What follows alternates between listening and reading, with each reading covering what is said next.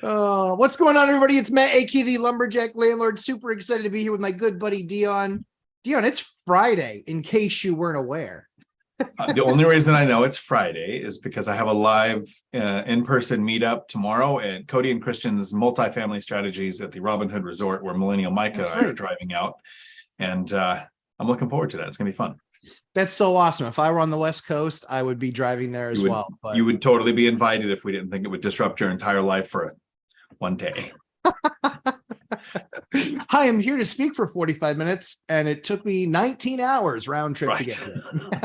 Exactly. So what I wanted to talk to you about today is something that I don't think you have any experience in, but I wanted to kind of, for a landlord that I don't think has ever done an eviction, right? No evictions for you. Not for me, with several friends. I've walked them through the process and shared my attorney's information. So I wanted to talk about evictions today because I truly believe the rental apocalypse is happening. I am seeing it more than I've ever seen it before. It's not something that's surprising me. It's actually something that I called would happen. But what's really interesting is you'd brought up a point on a video this week about the January concept. We'll call it the January theory. So the January theory is, and you can correct me if I'm wrong, it's I renew leases in January because it's such garbage weather that nobody wants to move. It's the counterpoint to so many people saying they want to renew their leases in summer because there's more people available, which means there's more listings because people are renewing leases. So you have more competition in the summer. My way is it is a contributing factor. It's not the reason. Sure. Right. I have like side-by-side units, washer dryer hookups inside. Like I allow pets. Like I have this list of ways I limit tenant turnover. One of them is I like to renew my leases in the winter. Yes. I hate that idea. Only because I'm living with my hell right now. I'm living with hell. You have 130 something units, right? So you're going to have even a small percentage is going to be more turnover. You might want to go with the other strategy. With 16, I've had out of 12 years, I think I've had 10 years with no tenant turnovers, period, that entire year. Like 2 turnovers one year and then 2 turnovers another. So out of 12 years, I've only had 2 years where I dealt with 2 turnovers each of those years. So let me invite you over to my side of the tracks. It sucks. So the reason that I called for rental apocalypse was because they were basically, most states ended the federal what's called Emergency Rental Assistance Program, ERAP. And so that's what the Fed started. That's what they funded with about $51 billion. And so when the Feds funded that with $51 billion, it was an idea to keep people in the places that they were in. The challenge is, believe it or not, that they basically kind of satisfied that need. But what they actually ended up finding out was that a lot of people were still able to pay rent okay because of stimulus, because of other things, because a lot of people still kept their jobs. We weren't really yet paying people to stay home and not work. And so in the very beginning, when it very first hit, this is what was happening. So I looked at the program, and basically what the program allowed for was it allowed for 18 months of basically assistance. And every 3 months, you just had to certify that you were in exactly the same position that you were 3 months ago. So don't do anything. Just let me know that you're in exactly the same spot. What ended up happening was they'd kind of helped all the people that had to have it. And then they started to get to people that wanted it. And what we started to see was that transition from really had to have it to people wanting it. And then they were actually using some of those funds to not just assist an existing tenant, but to actually help the tenant rent. Because a new landlord was buying their building. They wanted to get it free of tenants. They didn't want to have to deal with any of that. So they're just like, nope. And so a big thing that eliminated a lot of affordable units in the market was that landlords were saying, I want the house empty. I don't want tenants. And I like your strategy personally. That's the same strategy that we have is we want it to be whatever it is. If it's empty, fine. If it's full, fine. that's how we found some of the best tenants we've ever had, right? Like, it's funny. I was listening to, I think, Saks Realty this morning talking about how so many investors want an empty place when they buy it. And I'm like, I've bought empty. Sure. Right. That's not my preference. I'd rather have a tenant who's been ignored. Yep. Hasn't had the rent raised in years. Yep. Is expecting to just be kind of discarded by the landlord, because the person who sold it is usually older, kind of at dawn being a landlord. Mm-hmm. And it's very easy to go in and fix a few simple things. Right. Have the binder strategy, get rents where I need them without having to screen a tenant, place a tenant, do a rehab. And there's that risk that you're buying a place with a tenant who's refused to pay, especially when you had something like the eviction moratorium that was going on. And you mentioned the funds for emergency housing. There was also the 46 billion that was set aside for rental assistance. So not so much to pay like a Section 8 thing, but people who were just can get 1 or 2 months paid for. Right. And it wasn't handled very well. 3 billion were used the first year out of the 46 was set aside, because the criteria was the tenant had to apply for it. Yes. And the tenant had to prove impact from the pandemic, saying, correct, here's why you can't pay rent. Correct. But no one had to pay their rent. So what you had was tenants working, not impacted, getting more money because of stimulus, and some on unemployment, getting the extra unemployment and extended unemployment, making more than they were making on their job, going, I'm also not going to pay my rent. Correct. So they changed the CARES Act on a revision where the landlord could go and say, look, I'm not collecting rent, I can get it. But even that didn't get very far. So there's a lot of funds that were set aside that were just never used. So now those funds in a lot of states are used up completely. And it's because what they did was they did the same thing that they did back when liar loans were a thing back in the mid 2000s, is that you didn't have to fog a mirror. It was, no, just stated income. What's stated income? Just tell me what you make. Are you going to verify it? Nope. Are you going to ask for a pay stub? Nope. I make $400,000. Really? You're a really well-paid painter. Yes, I am. And that's how it went. That's how those Ninja and Nina loans, no income, no assets, or no income, no job, no assets. That's how those deals happen. And so the same thing happened on the rental side, because I was working with that program and I said, why is there this massive influx of people? They're like, well, they don't have to prove hardship anymore. They only have to state hardship. I think you worded it really well when you said it went from people who needed it to people who wanted it.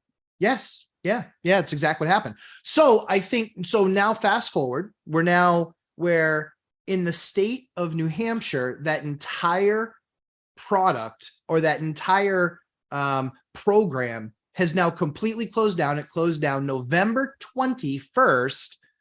On November 20th, they said, we need new funding. On November 21st, they said, we're not getting new funding and we can't pay December rents.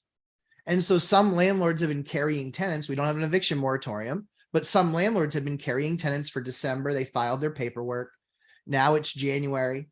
And now we're starting to see a lot of that come through the pipeline into the court system. And what we did was we didn't want homeless people. We wanted to help our tenants out. What's very interesting to me is 11 out of 11 tenants that had rent paid for a minimum of a year could not make that next month's payment. 11 out of 11, Dion. It's hard to do that in anything. Well, not when it comes to finding people who are bad with money. Right? Yes. And so here's something I want people to consider when a program like the emergency housing program comes out, and they reach out. They actually sent several emails to people like me who have rentals, and I've got a couple, I have 16, and I kept somewhere between 3 and 4 with the housing authority, right? So they reach out and they say, hey, we've got a new program. It'll pay, I think I'm getting $2,200 for one rental. They told me they'd pay 24 something. So it's 10-20% higher than what they'll pay on the housing voucher program for the emergency program. Yeah. And here's why I said no. Mm-hmm. It's not that I don't want to help people. It's because I know humans. And if you have 11 out of 11 people who get this program for 6 months, a year, 18 months, who then can't pay their next month's rent because they've had a full year with no housing cost, but aren't going to be able to come up with it. Yeah. My portfolio is too small to handle the risk to just try to be a nice person and help people with only 16 units. 1 or 2 of those would create a financial impact to me. When you have 130 something and you go, I'll do 10%, right? 10 to 13 or so, somewhere in there, units with this program. Your portfolio was a size where you could take the risk. You could be a decent human being and try to help people and reap the rewards when all of a sudden 11 of 11 are like, yep, I can't pay next month's rent. Right. So what we did was we actually saw it coming. So one of the things that being a great operator does, Dion knows this because he was a CEO of a company and ran it. It took him 4 demotions to get there, but you made it. Congratulations. But being the CEO, one of the things, the reason, right, the chief executive officer, one of our roles in that, or one of the responsibilities in that role is to be able to cast the vision for the company, understand what the path is to accomplish that vision, and then understand what's going on in the market so you can meet market need as well as respond to market issues. And what was really interesting for me is that I knew this was coming. And I didn't think that they would be prepared. And thankfully, I spent the month of November working with my attorney to say, hey, listen, we're going to have to augment a bunch of these leases. We're stuck because otherwise our only option is eviction. And I don't want that. And so one of the things that the federal program really encouraged was they wanted one number from you. It included everything, electric, heat, everything. And in the winters here in the Northeast, it's pretty bad. We had some people that were averaging $700 and $800 a month for heating fuel, which is 2.5x. The reason why is because they're at home not working. So they didn't turn down the heat when they would leave for the day.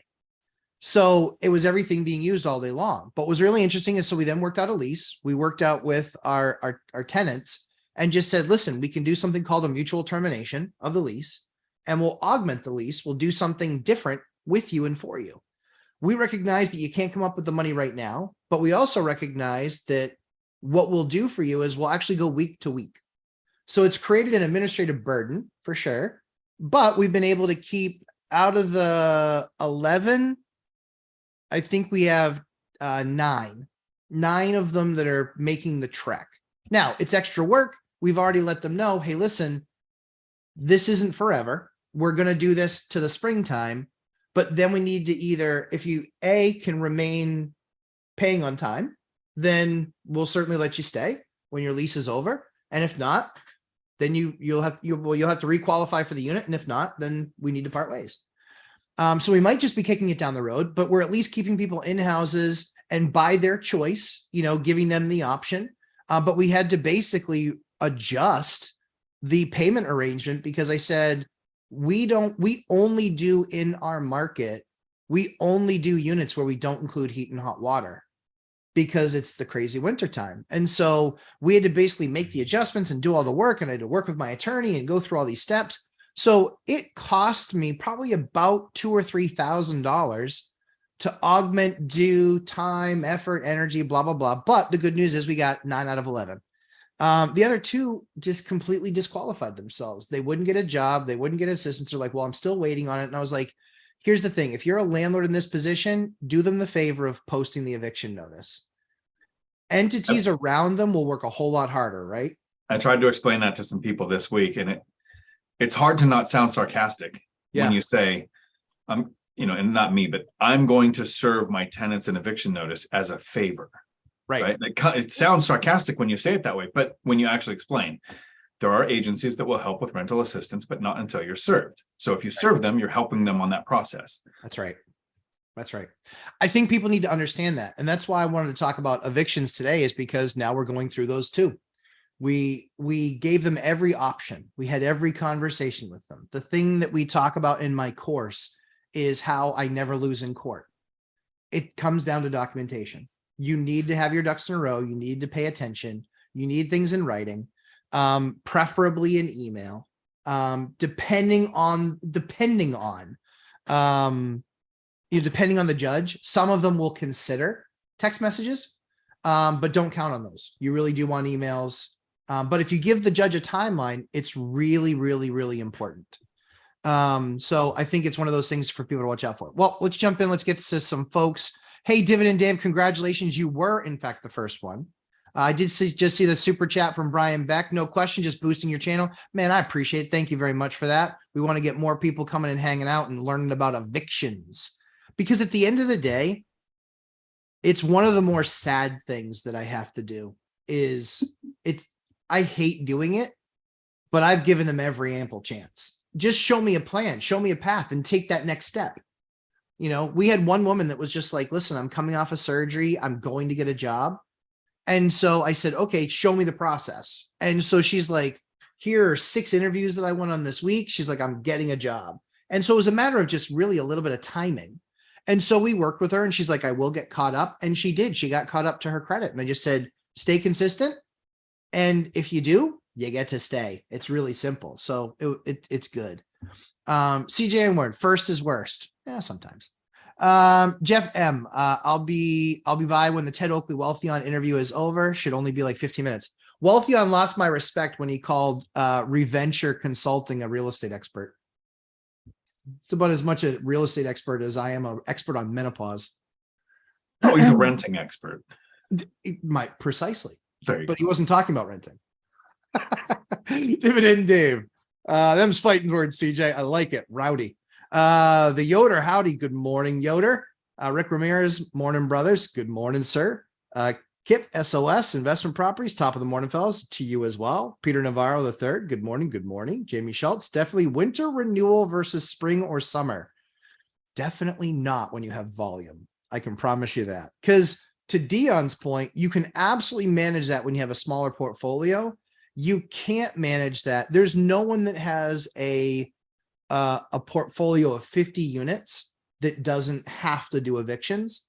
And the last thing, and the winter time is always when they happen. And many states actually have tenants' rights that preclude you from actually being able to do an eviction in the wintertime, which means you're going to carry them for 90 days. That's a problem. That's a problem. Dion, you had something to say? No. You were doing good. Oh, thank you. Marina, some people made absolute bank during the pandemic. Very true. Didn't think to save that away when they have to pay rent again. No, that was the most shocking thing. It was shocking, not shocking, right? It was kind of like sorry, not sorry. It was shocking, not shocking. We actually, 90 days before their last rent payment was made, we would let them know you have 90 days left. You have 60 days left. You have 30 days left. You have 2 weeks left. We would let them know, and rent is going to be due on this day. And they still didn't pay. They didn't take it as a motivation. Listen, at that point, I feel like I've done my part. Brian Beck, hi guys. Dion, howdy. Brian Beck, love both your content in my first year, and it sucks, but your content keeps me moving forward. I'm excited for my year 10. That's the way you got to look at it. Rich people talk about, what the asset's going to be in 20 years. And when we talk about that first year, I've done a couple of videos in the last couple of weeks trying to explain, look, these first 5 years suck, because we hear so many people who go, okay, I have 15 units in my first year, right? Like Mark cancels out his retirement accounts, goes and gets 14 units in his first year. It is entirely possible. Mark will share how stressful that was, right? Yeah. Financial firefighter. He's going to tell you, like, this is what I went through to do that. My first year, I was able to save $12,000, right? So I saved from work or working overtime, wasn't making a lot of money, but I had a side hustle selling things from World of Warcraft online, right? Like I was making a couple, $300 or $400 a month consistently saving. So I saved about $12,000, but I lost $6,000 with my rental that first year. So at the end of year 1, my net was I was able to save half of what I could save, because I had a rental. It doesn't always just start out with, I just got a whole bunch of units and everything was great, right? You got to 2008, you went from like 8 tenants paying to 6 to 4 to 1. Yeah. Like that's what some of those first years are like. So the stories of super success happening fast are great. We like to hear it's motivational. It's possible. But I think more people need to hear 1 to 5 years. It's going to be slow. It's going to feel like it takes forever. Yep. You're going to have setbacks. And nobody wants to live those 5 years, but everybody wants to live the next 5.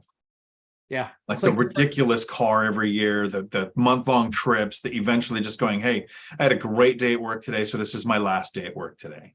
Right? That doesn't happen without those first 5 years. No, exactly. It's absolutely, I call it, foundational building. And there's nothing sexy about having to dig a big, huge hole, put in a bunch of forms, put in a bunch of concrete. And then the worst part is your job is the most important, and you don't even see 90% of it. You only see the top 2 feet out of the ground. The other 90%, it's all below ground, subgrade. It'll make a difference in 10 years if you did it wrong. But if you didn't do it wrong and you did it right, and you did all the hard work and all the stuff that no one sees, you're in pretty good shape. You'll be building on that in 100, your family will be building on that in 120 years, like I build on houses. Alyssa, good morning. Good morning. Good to have you here. The super mom that invests in 2 states. Let's see. Daniel Fiore. You don't need to talk me into it. No, I understand. Abdul Mateen Sadath. Good morning, gents. Good morning. Elise, fire me, please. Good morning. Abdul Mateen. Let's get some likes up. This is free gold. I appreciate that. And Dion does too. Daniel Fiore. It's sad putting a dog down. If you feel bad, buy them a tent. Ask me about my expertise on meatball hoagies. So I know that was about tenants, and I don't feel that bad. I feel bad having to do the work and having to take the time to do it. So they've been given, go ahead. They've been given ample chance. I've done everything I could to make sure that day didn't happen. And if they didn't listen, that's how I balance it for myself. Right. There's the clear lines of communication saying, yes, you said, here's when your rent's going to be due because this has been covered. And let's say you have a tenant that wasn't on the program, and you're saying, look, this is the lease is in place. Your rent's due on this day. There's a grace period of 5 days or whatever it is for your state, where it's not even late until after that date. When you go to serve the eviction papers, depending on your area, there's a couple of things that are also covered. The first is you provide resources. You give a sheet when you serve the papers, there's a sheet that says, these are the things in this county that you can contact for possible rental assistance, especially now that you're being served. Yes. The second thing is you have to provide a repayment option. You can't just go, you have to give me a check today for the $1,500 that you're late for last month and the 15 from before, whatever the thing is. You have to say, here's the payment plan. It has to sound reasonable, because if you do get to court on an eviction, the judge is going to look at that and go, this is the offer you made that they either agreed to or ignored that got us to where we're in court today. Like, there is all of these. It's not like the landlord just goes, you're 2 days late, pack your stuff, cop will be here tomorrow. Like, it doesn't happen that way. Yeah. In New Hampshire, so in New Hampshire, it's a little bit different. We have what's called a demand for rent and a notice to quit. We post that, we say what they owe, and we can post that literally day 2. We usually wait until day 4 just to make sure that it didn't come in the mail, or we reach out to them and say, hey, is rent coming? If there's no answer, we know that rent's not coming.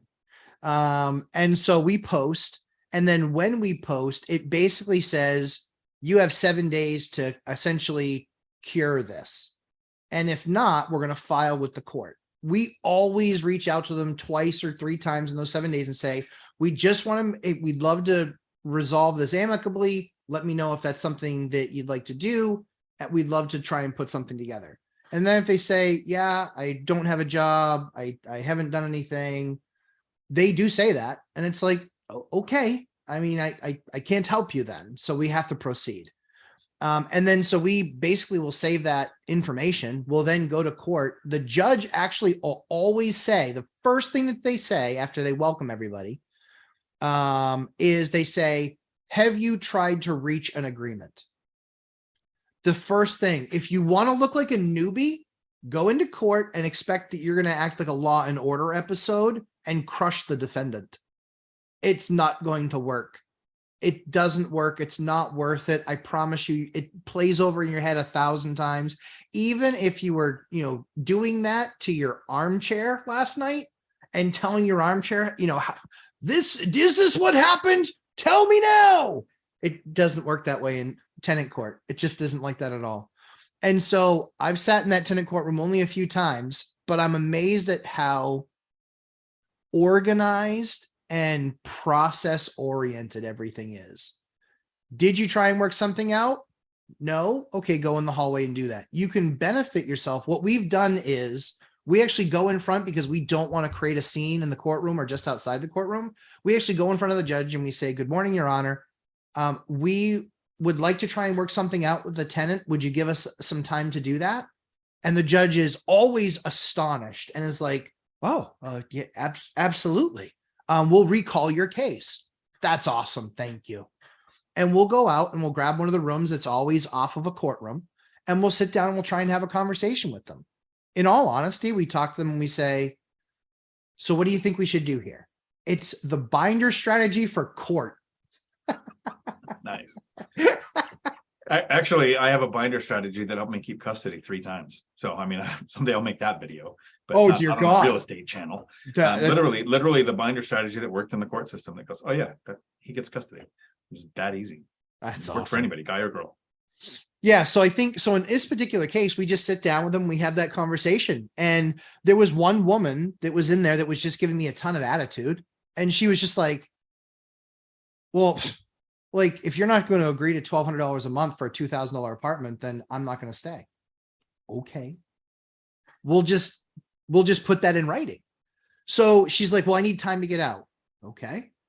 And so we agreed to an amount of time, because the key to that settlement is it's a settlement. You're agreeing to that. The court is going to sign off on it, and then they are going to help enforce it. As soon as the tenant doesn't do something in compliance with the agreement, you can actually go file a letter of noncompliance and actually get what's called the writ of possession that you can then have the sheriff serve and get your apartment back. The idea is that this is a process. The courts are going to be more full than they've ever been before because of the expiration of these programs. But it's important that you keep your ducks in a row and make sure that as landlords, you're treating your tenants nice, treating them with respect, but you do have to be firm. It is your job to be firm, because at the end of the day, you do still have a mortgage to pay. And everyone needs to recognize that this is only works if everybody's doing their part. Dan, any thoughts on that before I jump into some more questions? Well, it's the whole point of a contract. A verbal agreement or a written agreement between two people means nothing. Right. Until you have a legal entity like the court system or law enforcement to say, we recognize this agreement, we will enforce it. And both people have signed this, making it a legal contract. But if you don't have a court system that'll support it, the contract means nothing. Correct. So if you have that contract and you're not using the court system, you're making a huge mistake.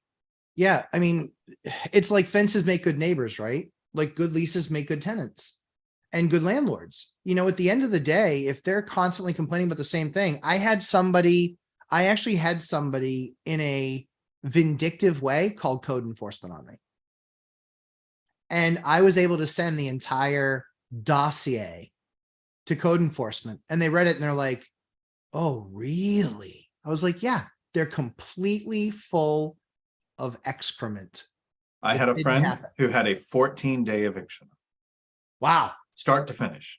Wow. Because the tenant sent an email basically saying, with colorful language, F you, I'm not paying. So it was 3-day pay or quit, 10-day notice, sheriff their 14th day. Like the court was like, oh yeah, done. There's nothing to even talk about here. It was beautiful. It's fantastic. And what tenants don't understand is if there's something that is a health or safety issue that the landlord isn't addressing, then the landlord better address it, because they can technically try to withhold rent if it's a health and safety issue. If it's not, they cannot. And then just it's in writing that they'll say, I'm not paying. Okay, sounds good. Whoops. Right. You know, and then you're done.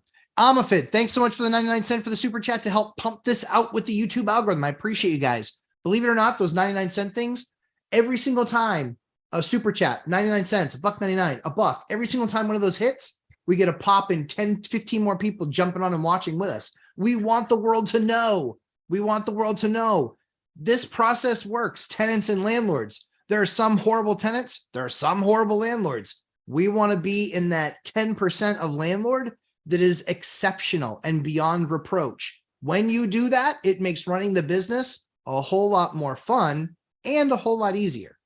Dan, any thoughts on that? No, I appreciate it. Anything we could do to try to grow the channels, because the channels that just pontificate on negativity, there's your big words for the day. Well done. They grow massively because negativity spreads. So anything to help information like this that's actually actionable and people can go, oh yeah, it's going to suck, but I could do these first few years to reach financial freedom. I appreciate each one of those kind of comments. Yeah, 100%. The Yoder just had my first rent check bounce in 20 years. Dion's got you beat. I wrote the tenant asking for a plan to pay and get caught up. They paid within a week. New York has brutal leasing laws. It's great to be a landlord. Yes, it's great to be a landlord. Yes, they do have brutal leasing laws. I would not be a landlord there, but you are, and that's a good thing. And yeah, you just have to follow through in the process. You did it exactly right. Be respectful, have a conversation.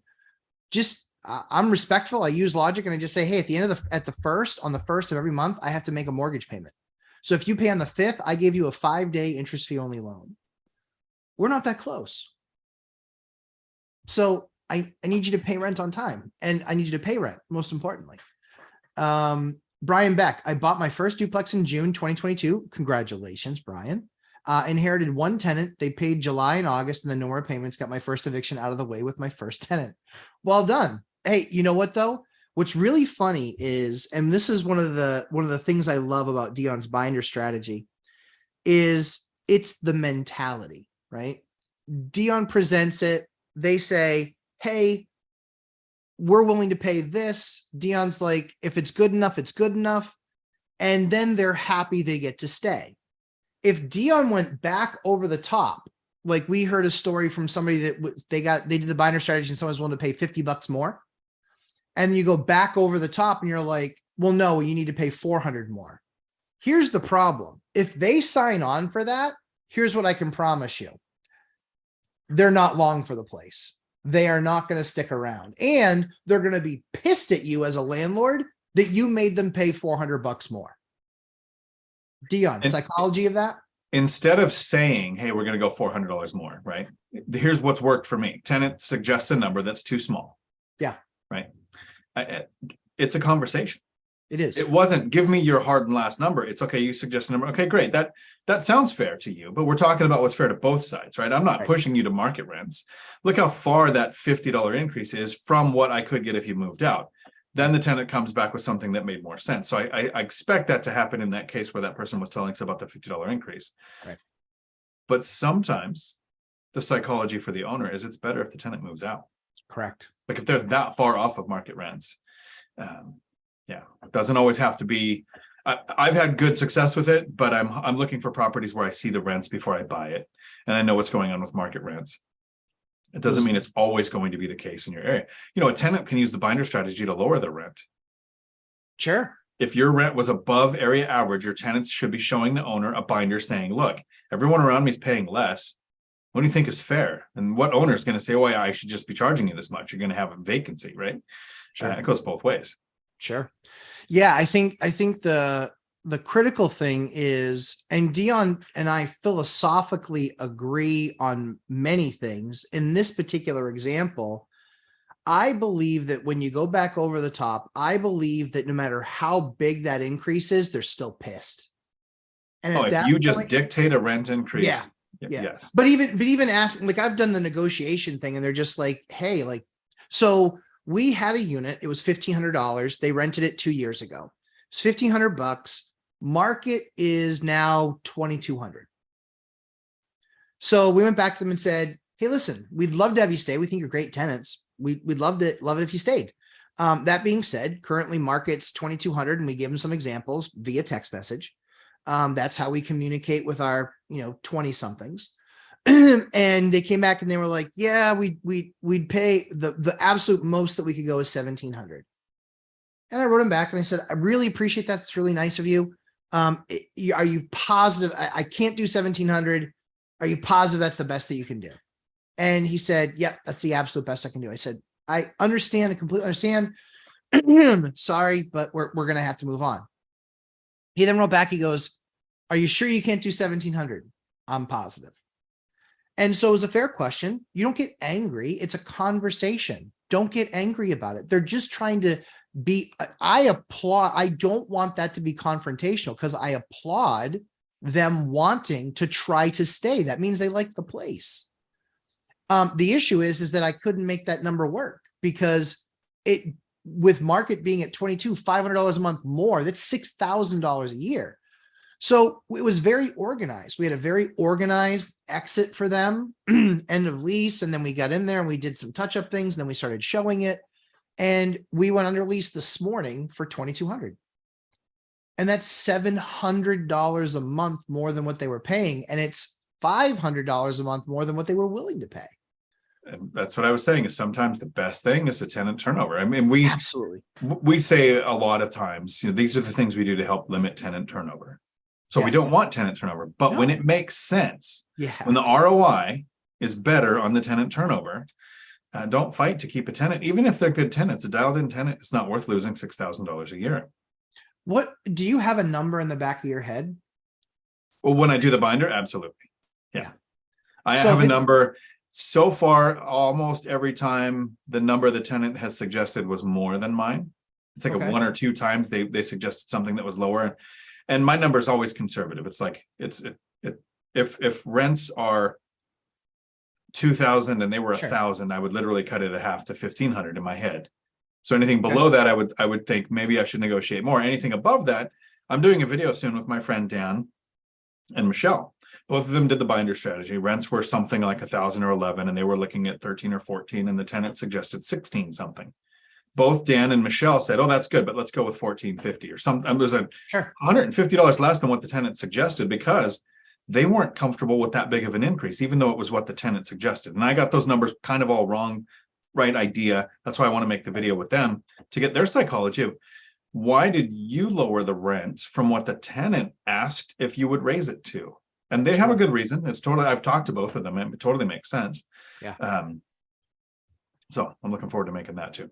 No, I think it's great. I mean, that's what we want to do, right? We want to limit that tenant turnover. We want to, and at the end of the day, I think what a lot of people miss is that a lot of landlords really understand that this is someone's home. We really get that. We really do. But at the end of the day, we also, most renters don't understand that we have a responsibility to the bank where Dion's going to have to fill out a PFS this year. And I just got the request for mine. Matt, we need you to fill out a PFS. PFS is a personal financial statement. You have to show what your rents are now. And you also have to show that compared to what your expenses are. And the bank then requires you to have at least what they call a minimum of 120% of debt coverage. That's a lot. So when you have 30-year fixed rate debt, our rents are, really impact our profit, right? That's Yes. kind of the main thing that people think about. Your tenant turnover costs you unless there's a big enough ROI on that, right? But when you have apartment complexes that have loan reevaluation periods, so 5, 7, or 10 years, the bank is going to come and say, show us your profitability. Mhm. That property owner can lose their profit if they don't have enough margin on rents. So 30-year fixed rate debt, you're not going to be able to add properties as easy. But on those loan reevaluation periods, they can go to the property owner and say, well, since you didn't raise the rents enough, or you're not collecting enough rents, you either need to sell, refinance by writing us a 6-figure check by $200,000-300,000 to increase the difference so we can get to that 120% ratio or 110% ratio, whatever that bank is requiring. So that's why people with apartments, they don't do the binder strategy when you have that many units. First, it would probably be too much work, but second, they have to get this much of an increase in order for their debt structure to, at the 5, 7, or 10 year, look sound to the lender to continue what they're doing. That's the difference with residential. One of the things I like the 30-year fixed rate debt is, yes, you're right. If I want to use a DSCR loan or an asset-based lending situation, I'm going to have to do a personal financial statement. I filled one out last year because I was looking at doing a 50-40-10 with Steve. Yes, I think it was yes. Yeah. Convoy home loans. Convoy okay. home. Convoy. Okay. And so I actually reached out to you and I said, well, how do I do this? I have to grow up and figure out how this works. I only have 6 mortgages in my name. I still have 4 where I wouldn't have to do that. I literally just have to go to the bank and go, here's my leases. This is how much I'm making. It's pretty simple. So it's not as detailed. But that's the concern. Yeah. If you're not doing what it takes to get your rents where they need to be, the lenders will shut you down. Yep. Yeah. They put you in what's called technical default. And if you have more than 10 mortgages, you have loans that are not obviously seller finance loans, but if you have any other loans over 10 with banks that are non-DSCR loans, you're going to be in that position where you're going to have to do a PFS where they are going to look at your global debt capitalization. They're going to look at it. And they can put you in technical default on a property if you're in that place. We're going through a lot of rehabs this year. And so we showed them the strength of the portfolio and what we're doing. But that's going to be one of those conversations that we're going to have with the bank and just say, yes, we're going through that process now where supply chain really hurt us. But we expect to have these units on market, by the end of the year. However, I know that conversation, I believe that conversation is going to lead to, we don't want to see another deal for 60 days. Until that stuff is done and taken care of. And I completely understand that. Let's see. Good morning, Sierra. Good morning, Pallavi. I think the first 1 to 5 year journey needs to be separate video guidance and motivation by Abdul. Yes, I'm not a great motivator. I'm horrible at it. I'm really bad at convincing. I'm not a good motivator. Yeah. So I would count on Dan for doing something like that. He's really good at that stuff. Rob, no good deed goes unpunished. Ninja Vanish 247. Good morning. Good morning. Terry Balu. Good day, fellow real estate brothers. Good day, sir. Laura Samaniego. Good morning, everyone. At work, on and off listening. I will listen to the entire replay later. Very cool. Good to have you. Brian Beck. Matt, I purchased your course. Super excited. I know, I'm super pumped. But not the Zoom group. Will the Zoom group meetings be posted later in the course, or will that recorded videos only be for the view later for the bootcamp participants? So those are going to be, we haven't decided that yet, in all honesty. And there's a couple of schools of thought. So we haven't decided that yet. I can tell you that we do have a special surprise for those that are, that bought the course. We want to give you a bootcamp experience. And so we're going to do something cool for you guys. But yeah, admittedly, the boot campers, the investment that they're making and spending, because we only had, I think, 18 seats or 20 seats. And I think we have 16 seats or 17 seats filled in the boot camp. And so the value for them is that we're going to get together once a week, every week for an hour. And it's just going to be that small group. And we won't go, we won't probably, I don't think we'll ever go over 20 in a boot camp, because I want to make sure that the time that we have together, I'm answering everyone's questions specifically, and that we're all iron sharpening iron. And I think it's going to be like boot camp in the military, where people are going to remember the people they were in boot camp with. And it's going to create a continuity and a synergy there. And that's the relationship I want to try and cultivate, is you instantly have a network of 20 people that know exactly what you know, went through exactly what you went through, and had done that in the world now and have those experiences. And now you can keep that in that boot camp. That's one of the things I really love about it. Ironwood Workman. I think it's funny Dion plays. Wow. I don't think that's funny. I think it's awesome.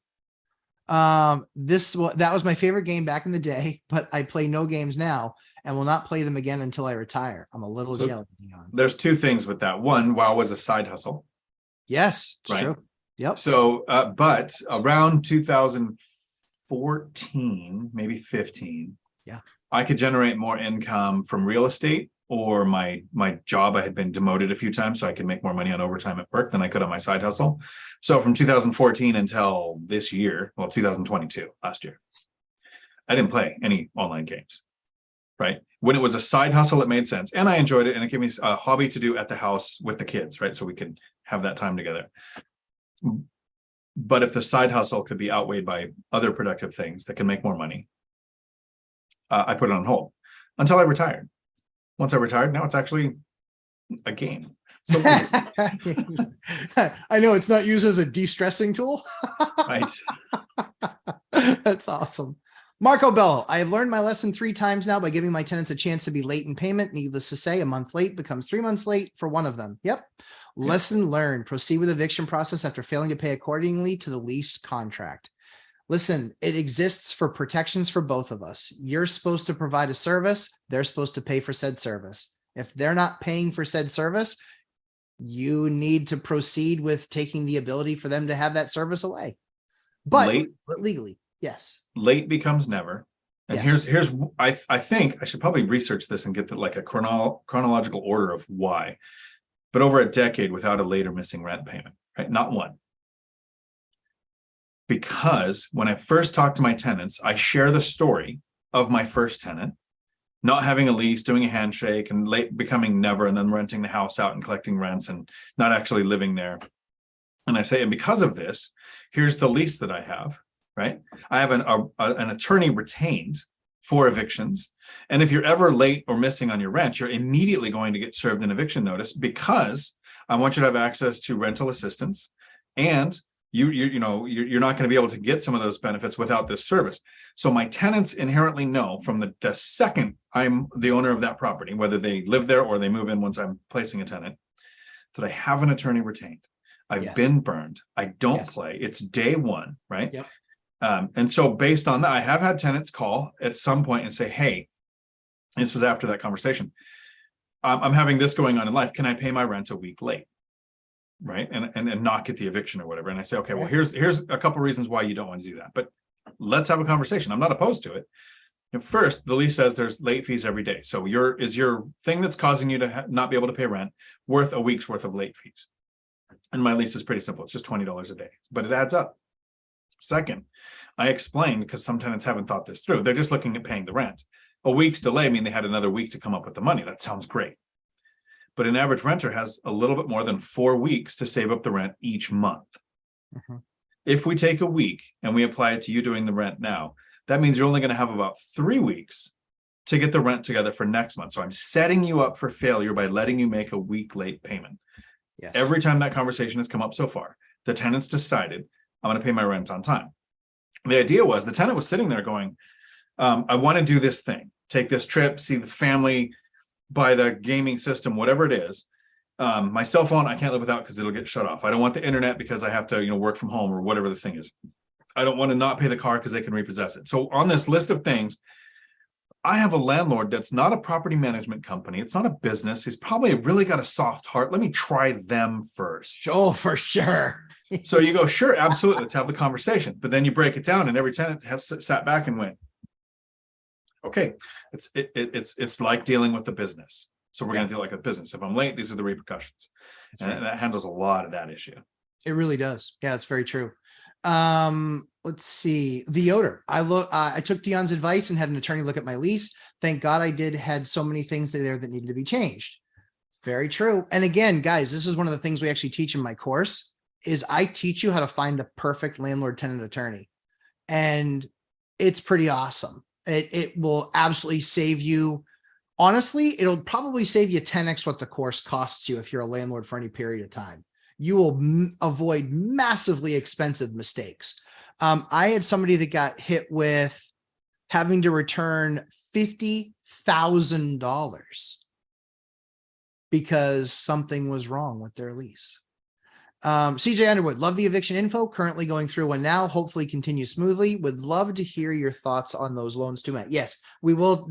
You did send me a message on the loans. We will definitely cover that. BF, what's an eviction? I own an AR-15. Hey, BF, I see court in your future. I would never do that. That's a really bad idea even to post that publicly, just because even though it might be funny, haha, tongue in cheek, it's not funny, haha, in the real world. And Dion, you're an ex-cop. That's not a good idea. Ironwood Workman. Yeah, he picked up where I left off. I would not joke about that. Good call. Let's see. Sorry. People in the field as always. Let's see. So while you're looking at your phone, because you have people in the field, that reminds me of something I want to talk, and we should mention in our live streams every now and then. I had a couple of people closer to my age reach out because they watched a live stream I did with Millennial Mike recently. Yeah. And they said it was a live stream, and they said, they were kind of making a joke. They said, Millennial Mike is really a millennial. You can tell. Like this, I got this message from a couple of different people. And they said, because during your live stream, he's like a teenager, always staring at his phone. And I had to sit back and explain to people, okay, let me explain technology for you. He's moderating. We're on a Zoom call, right? So my screen that I'm looking at is a Zoom of me and Matt. But there's a bunch of comments on YouTube, which is not in Zoom. So what's the easiest way for me to see the comments? To have the video playing on my phone silently, so it's not, getting echo. And then I can look at my phone and scroll through to find out if there's questions that we need to handle or respond to, or go through like you are every now and then and seeing which ones, because a super chat will pop up and move your chat like on the screen, like it just happened. And now the one that you were looking at on your computer moves. So when the REI Avengers are together making these live streams and you see one of us or some of us looking at our phones, it's not because we're texting our friends. It's because we're looking at the comments for the video we're talking about right now. And even if I was, it's my time anyway. But I think they were just picking on Mike because, I mean, he literally says millennial in his name. And of course. Jeff M., can you write in the lease that if you are a day late on rent, that $100 comes out of your deposit, returning security deposit? Don't do that. It's an awesome question, though. I would never do that, because what ends up happening and what you'll find is that if you start dinging the security deposit, when they leave, they're almost assuredly going to outrun what's left in the security deposit.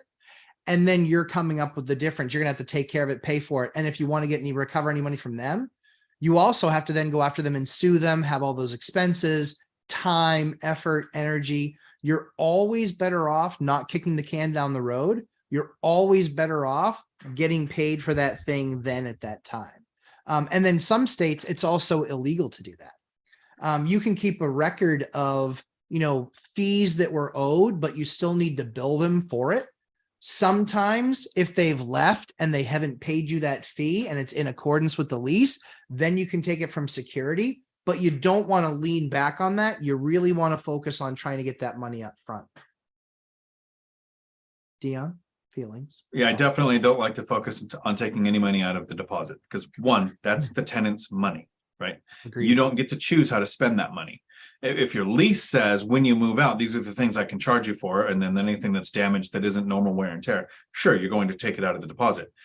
That's another one of the reasons why I don't charge last month's rent. So some places people will do first, last, and deposit. If somebody thinks that they have a last month's rent paid, but only if they move, you're encouraging them to move. If somebody thinks, if my rent is late, all they're going to do is take $100 off my deposit, which is money I pretty much count as gone anyways, because most apartment complexes will overcharge your deposit and somehow find a way to ding you on everything. So that money's already gone in their mind. Then why not just pay the rent late? Yes. So it's not why I would do that. Good. Thank you. Chris Ledbetter. Sorry, Dion. Thanks, Matt and Dion. Question coming below. Okay, Chris, thanks for the super chat. Appreciate you. I have a tenant that is paid late for the last few months. Okay. She pays the day before an eviction can be filed in full. Okay. Thought of moving the rent due day to the 15th when she gets paid. Mistake. Oh, absolutely. I've done that several times. So it's not that you move the rent because that's when they're paying you. Talk to your tenants, especially when your portfolio is small. I've got a friend that has, it's not small. He's got 9 rentals and he's retired of 9 rentals. That's all it took. Doesn't take hundreds of units. With 9 properties, he's got like a ton of, it's like me, it's like all small multifamily. But he'll do some in the beginning of the month, some in the middle of the month, because it makes more sense for him. It's not all coming in at one time. But I've got a tenant, a retired, fixed income, gets paid on like the 3rd. So rent is due on the 4th. I've got another tenant who gets paid once a month, work from home, remote job. She gets paid on the 8th. So rent is due on the 10th. So yes, I've structured leases around the calendrical months mean nothing to people's income. So if you can solve the tenant's problem by moving the lease to when they get paid and explaining that to them, there might be times where it doesn't make sense if they're struggling to pay, period. But if it's because they need that money to come in, I would absolutely do that. It's kind of like Matt going, your state assistance or federal assistance for rent is going to be gone. Why don't we set up a weekly payment? Because that's easier to manage. These are numbers you can actually handle because it made sense for that situation. If your tenant is being paid on a certain day of the month, I have no problem setting the payment to like a day or two after that. It's a pretty good strategy. Yeah, I agree. Chris, on the follow-up, lease ends in April, so there is no way I'm renewing the lease, even though she always pays in full.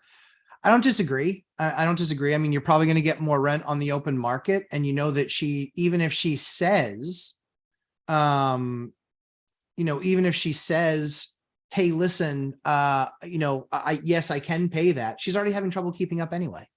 Sorry, I saw this one that just popped up. I want to take care of it. BF Lumberjack, all landlords need to take 2 months security deposit period. Also pre-approval, new tenants, job, income, bank statements, assets in the bank. Don't take a tenant who has only $500 in the bank. So BF, I can appreciate that. You sound like a renter of only single family homes. And frankly speaking, again, you sound like you're gonna end up in court. You can't take 2 months security deposit in most states. It's illegal. In most states, it's illegal to take a second deposit. In most states, it's illegal to take first and last and a deposit. You have to check your local laws. That's why I decided to answer that one, because it's likely going to end up being in court. And that's why BF doesn't have a channel talking about real estate. So guys, just be really careful with that, because again, my state only allows for security deposit and for first month's rent. Also, my state doesn't allow for the security deposit to be more than the rent. So if you take a security deposit and then add a pet deposit on top of that, no. That number can't exceed what the rent is, period. So that's why you have to call it a fee. Then it's not a deposit. Then you can charge whatever the fee you want. Obviously, tenant has to pay for it if they agree, but that's how you do that. All right. Let's see. We got it back. So it's not, and that comment from BF, I don't think your statement was wrong. I think the problem we run into with any statement is when you say all or every time, and you said all landlords need to. So all landlords, I don't think, because real estate is local. What you can do in Washington state is very different than what you can do in Seattle, in Washington state, right? So it's not even that, your state is different than my state. The county can be different. The municipality can be different. It's a good suggestion to say landlords should take a deposit that makes sense for their local area. And they should, right? Like there's a lot of recommendations, but right. And then checking the amount in someone's bank. If you do that with everyone all the time and you set a standard, sure. What is that amount? What are you comfortable with? And $500 might seem like a lot to somebody, might seem like nothing to someone else. What if you're in a place where the rent is $350 a month? Moses Lake, Washington, 5 years ago.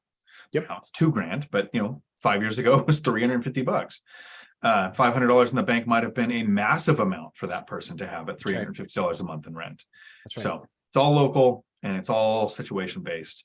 Well, the other thing that it gives you too, Dion, is it gives you a glimpse into the asset. Like BF, I'm not making fun, but you probably are only in single family homes in all likelihood. And so those rents are significantly higher than apartments. And you probably don't have a massive portfolio either. And the reason I say that is because if you're managing it on your own, if you're outsourcing it, then I'm sure you're paying more than half of your net profit to a property manager.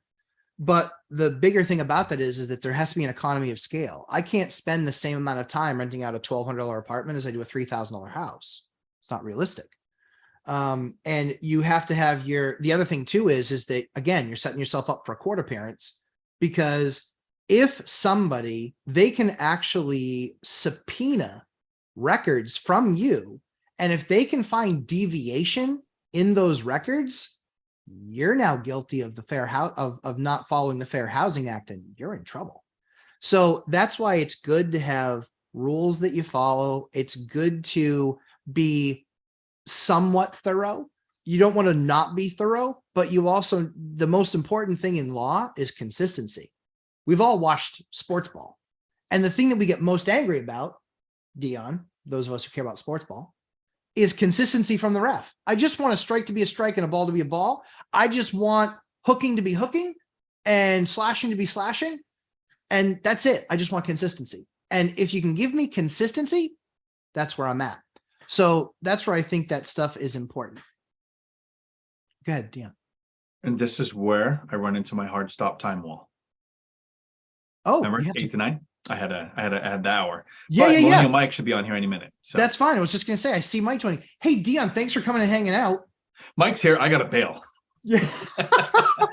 I wanted to admit him to the meeting so he could see that you're Let him already in. I joined. don't want him to think I'm leaving because he's here. Yeah, exactly. Hey, Mike, yeah, just so you know, I know that you can't speak yet, but Mike, just so you know, Dion's leaving because you came.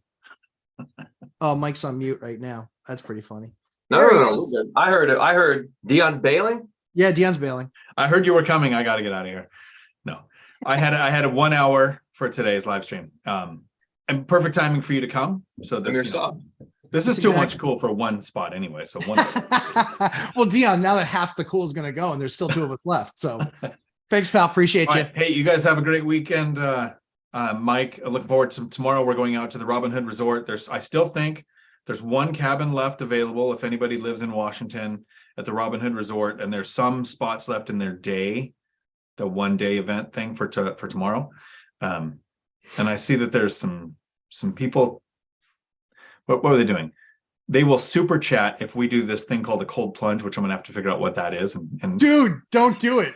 that's it's what cold. I've seen. I've seen them. They look like they were gonna die. So, all right, you guys have a good day. See you, Thanks, Dion. Dion. See you, pal. Phil Nealon, thanks. Hey, Mike, how's it going, buddy? I'm good, man. I forgot to tell you guys that this Friday morning, I'm actually working today. I'm working from 4 to midnight or 2 to midnight doing range. So I actually had the morning off. My fault. Yeah. I was gonna say, don't get angry that I don't invite you. I'm like, you're like when we last talked, you're like, I'm working all week. I'm like, okay, like 5 a.m. to 3 You're p.m. good. I'm like, all That's right. my fault. Jeez, Mike, bad communicator. That's all right. All right, let's see. All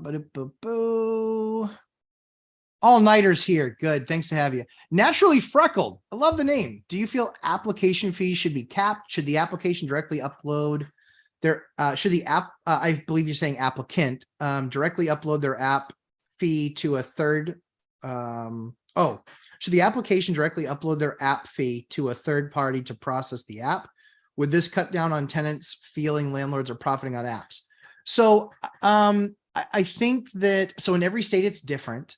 I think that's a real tough thing. So for us, what we try and do is we have basically like a free application that gives us the general information that we need.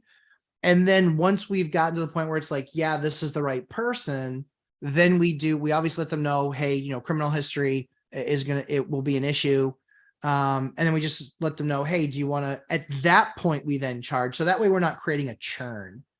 I believe it's my expense to get tenants into my units. And so I don't charge that fee. And housing agencies, they love that. Tenants, they love that. That's one of the ways that I get, there's a lot of people that are more than qualified tenants that don't want to pay an application fee because they're like, I'm just going to go and apply somewhere else. I don't need to pay the fee. I'm a great renter. I have great credit. I have great references. Why would I do that? Mike? Yeah, it's actually a good question. You know, I have when I have rented out my unit over here, I send people to a website called avail.co, and it does a very intensive background check and credit check. And you can see, like, not only can you see what their credit score is, you can see what they were late on. Like, is it student loans? Is it medical bills? Is it credit card payments that were missed? But it does have a $45 fee. And I never thought about the fact until just now when you said it, that maybe you're turning away some of your best tenants because they're like, oh, I don't even want to pay that fee. I'll just go somewhere else. But I mean, at some point, if you run their credit, you do have to pay for that. So then what do you do in that situation? So I get them to take a snapshot of their credit karma score. There you go. You just got part of the course for free. Okay. Like, this is what I do. I literally have them go on. Everybody can get into Credit Karma. They can actually take a screenshot of their Credit Karma account, or they have a credit card where they have a credit score.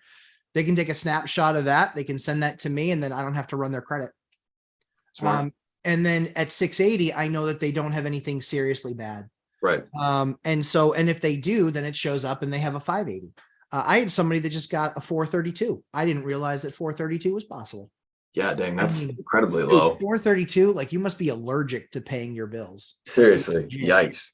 But again, I think that's the key, guys. Like, that's, you know, when we're looking at stuff like this, it is they can't take away your right to select tenants. What they're trying to do is create a level playing field. That's all. And I want a level playing field. I want the shiniest of the shiners to rise to the occasion. And so this is the position that we put ourselves in with how we run our business, is that we want to be picking from multiple people. We want to say, hey, on paper, this person seems like the best fit. And so, okay, hey, we're going to charge you a processing fee, but if it comes back with, this massive criminal history, okay, now we've got a problem. If it doesn't, then the place is yours. Do you want it? So that way we're not doing churn. So what, sorry, I need to get your name. Naturally Freckled. Great name, by the way. Your point is dead on. There are landlords out there that do something called churn. They do application churn. What they'll do is they'll put an application out there. They'll put a place out there. It's typically on a budget place, and they will charge $50 for applications. And I've literally heard of landlords in landlord groups talk about the fact that they make between $2,000 and $3,000 just on the application churn. I hate that. We don't charge an application fee. We just don't. I won't do it. That's part of the business, and that's an expense that I want to take on, because I have honestly, a number of our tenants have told us, they're like, yeah, we applied and we went and we saw the place. We liked it. We applied for it because there wasn't any cost to us to apply. And that was great. I want people that want to apply. And I also don't want, I get that I'm going to have a bunch of people that don't qualify for it, but usually we've weeded them out in the first 3 questions of our application. Right. So it's like, if they answer those, we create an application list, and it's just, I think it's 5 questions, and we send that and we just say, hey, answer these 5 questions and we'll set up a showing. That's simple. Works really well. Let's see. I'm going to have to start picking some questions because I got so far behind. Jeff M, $2,200 a month in rent. How are people surviving? Jeff, honestly, it's not a problem. My average rent, I live in New Hampshire. My average rent is probably about $1,800. And it's just the way it is. One of the big things, Jeff, is if you look at the location adjusted, for your area to like where I am in New Hampshire, $2,200 here is like $1,500 there, or $1,450 there. It's right around there. Because I've actually looked at it for some like national stuff. When I look at rents, it matters where they are. Let's see. BF, yeah. Landlording is my side hustle too. It's not my full-time gig. Yeah. Let's see. I don't know a single salesman who cannot motivate. Got to tap into it, Lumberjack. There's some bad ones maybe, but yeah. Well, I had said earlier, Mike, you might not have been on yet, but I had said earlier, I was like, I'm not much of a motivator. And he goes, I don't know it. And so that's where his answer comes from. I suppose I am. I believe that if you can be talked into something, you can be talked out of something. And I have no interest whatsoever in convincing people to become landlords. No interest whatsoever. If you've decided and you are in the game and you want to get great, yeah, then there's no doubt that I can help you. No doubt, beyond a shadow of a doubt. Mike had to literally tap out all 3 nights we were hanging out because I was like, he would ask a question. I'd be like, give the answer. I was like, okay, I got to give a shorter answer. Wait, hey, I feel like we mutually tapped out. You went to the first one of the night, please. It's because I knew I was going to have 3 little munchkins jumping on me early in the AM. Dude, the people who join the course will tap out. I'm telling you, they're going to get through 3 videos. They're going to have 8 pages of notes. And then they're going to say, I'm drinking from a fire hose. I need to take a break. Yeah. I have edited. What do you think we're through right now, Matt? 2/3? I think we're finished. No more. 85% maybe. Yeah, we're like 85% finished edited. Yeah. So for those of you who don't know, like I'm going through and making sure that the course gets cleaned up a little bit when Matt records the videos. You're going to chop the end off, chop the beginning off, cut some of the flubs out.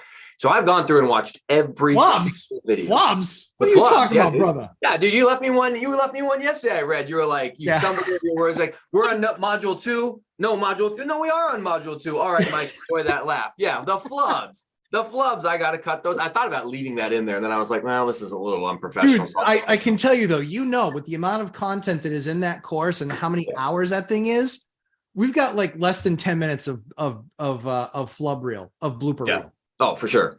But people are going to take that course. And like, I'm going through and I was looking at the part of the course where you talk about how to make a listing, what phrasage to use, what verbiage to use, how to list out, how to make it sound more appealing. And I was like, this is genius.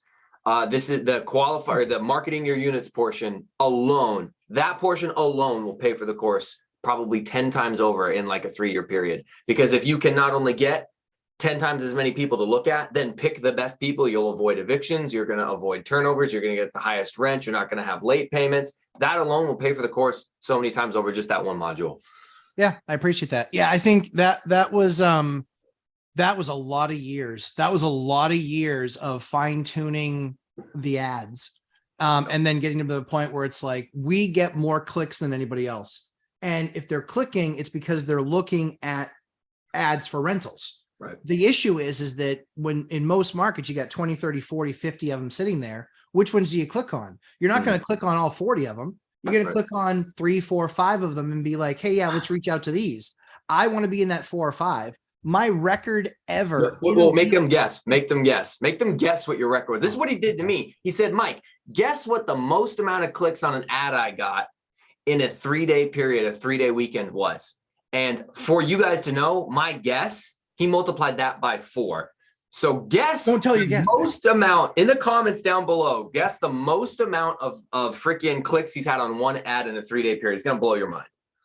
Then Matt, you can tell him in like 30 seconds or something because it was insane. Hold on 1 second. I got my guy. Got a guy in the field. Yeah, see, people were hassling me about being on my phone. I'm on my phone paying attention to you guys in the chat so that I can respond. Dion had to come to my defense. I ain't over here just texting anybody. Just verifying, not porn. It's just texting. Nice. So I was just telling him he doesn't need to go. There's an inspector there because somebody vindictively called code enforcement on me. Nice. And it's so an I sent. tenant? Yeah, it was. It was an angry. Section 8? Not section 8. Not section 8. I'm more than just a little bit embarrassed. I'm more than a little bit embarrassed for this tenant because that guy is going to blow him up. The code enforcement guy is going to blow that tenant up and be like, listen, don't call our office with this shit. And he should. He should. That guy is going to get a major talking to because I talked to the agency and they called me and I said, yep. And we went through the process. I said, here's the list of times that we've been out to the unit since they moved in 8 months ago. We've been there 13 times. So we're by no means non-responsive as Dang. Yeah, they're taking advantage of you. So let's give people reference. So here's the reference I will give people. This unit was in a market of 30,000 people and probably has at any one given time 50 to 100 rentals available out of 30,000 people. And so there's the point of reference. So yeah, that's the point of reference. Mike, where did I give you that answer? Because I had to look it up. It was in Instagram. Okay. While I was at the gym working out, I'll find the exact number. Yeah. Because I literally had to look it up. I had to look it up. That was something we track. Let's see. No, BF, I don't run credit and background checks for free. Listen. I let them send me a copy of their credit because there's no way you can fake that. That's, it's Credit Karma. It's your annualcreditreport.com. They're sending me that. So I don't need to run it separately myself. Number one, because then that's pulling right that moment. And then the second thing is on the background check. I don't run the background check until we've decided, yes, you're going to get this if you pass the background check. You can do it with a caveat. So that's the way we do it. Sounds thanks. Holy handsome. Look at these knowledge dropping fellas. Oh, we appreciate Mike joining. All right. So there were a bunch of questions. Chester Williams, 5,200. I appreciate that. My ad copy is good, but out of 30,000 people, not that good. Vacancy is the best time for repairs and rate adjustments. Snapshots of credit scores are great. Yes. And yes. Obviously you are a lumberjack as a full-time job and real estate is a side hustle. Nope. Lumberjack's not a full-time job. That's just a nickname. So for those of you who don't know, I got the nickname lumberjack because I work in high tech. I work in high tech, but I wore flannels to work because I like my flannel. They're warm. My flannel clothes are warm. And so I like my flannel clothes, and I had a long drive to work. And so I didn't like waking up early in the morning and being outside in the cold. And so I wear flannel. And so when I would go into the tech office, everybody else there was suit and tie or dress shirt and tie. And I like to wear my flannel. And so they started calling me lumberjack. And so then it stuck. That's how I got the nickname lumberjack. Brian Prelgo just listed my first rental. Quickest way to get a tenant. The quickest way to get a tenant, sell the sizzle, not the steak. We cover it in the course. I cover it. It's literally an entire section of the course, where how to build it out. But the best guidance I give you is sell the sizzle, not the steak. If you are like every other commercial, if you're like every other ad, hold on one second. I found your number, by the way. So whenever you want to get that out there. Oh, cool. So yeah, you want to sell the sizzle, not the steak. Don't give them square footage of rooms. Don't give them square footage of the house might be okay. If you want to see how ineffective that is, ask 3 people in your office. Hey, is a 120 square foot bedroom big? They're going to have to go check and see. So that's where I would tell you, that's what you kind of want to watch. Let's see. Wandering Duck. What do you know about AKs and AR-15s equipped with night vision shell catchers and F-bangs, huh? Oh dear God. I think that's 50 Cent that's saying that. Yeah. That's who he's quoting. Yeah. I was gonna say, I don't listen to rap. I'd have to, I knew right away it was a rap lyric, and I'm like, I don't listen to that. So you're gonna have to ask Mike. If a relative wants to rent, run. Yes, Yeah. true. Yeah. I've done it one time, but it was because they also worked for me. That was stupid. It worked out okay, but it wasn't the best. It wasn't the best. Michelle Meyer, hello. I think CG Underwood, you got pretty close. All right, what's that number, Mike? I forget. It was like four. So the number was 468. 468. Yeah. Yeah. So it's 468. That was in the course of one weekend on one rental. For the record, I had 48 in like a 2-day period, and I thought that was outstanding. And then multiplied me by 10. Well, so what was really funny about the 468 was it was literally they were coming in so fast, like we couldn't keep up with them. We admittedly couldn't get to all of them. There was absolutely no way. Right. So what we actually did from that, because we got such an unbelievable response, what we did was we said, hey, open house on this date. And we did it for 2 hours, and we said it's only going to be open that 2 hours. That's it. End of story. If you don't make it in those 2 hours, no chance. Mm-hmm. And we had like that dropped it down to, I think, 50 or 60. That's ridiculous. Yeah. It was awesome though. It was great. And because then we were like, okay, now you can apply. And we just said, here, give us these 3, we basically said these 3 questions first, because that will help us know. And it was, credit score, income, and evictions in the past, yes or no. And, we did that. We were able to get through the entire list in about an hour, and we found phenomenal tenants. Brian Progo, thanks. 4 amigos are my heroes. Well, I appreciate that. Yeah, sell the sizzle, not the steak. Stay focused on what are the if you were living there, why would you want to live there? If you're living there, why would you want to live there? There's a lot in my course about the structure of the ad, but at a 30,000 foot view, put yourself in the renter's position. Why would you want to rent there? That's what you need to look at. Right. Let's see. All-nighter. You're a machine, my man. I appreciate you. Oh, dude, All Nighter is the best. I watched a Cody and Christian live stream on replay, and they were live streaming from their car. And they're like, oh, okay, well, we're doing it from a mobile. Let's see if we even have any viewers. Oh, All Nighter's here. So at least this thing's working. I was like, of course he is. Of course, he's everywhere. That's all he does is support us. He's the best. Yeah. The how do you make sure the snapshot's them? So they have to, when the name on there where they take the screenshot, you can actually see their name.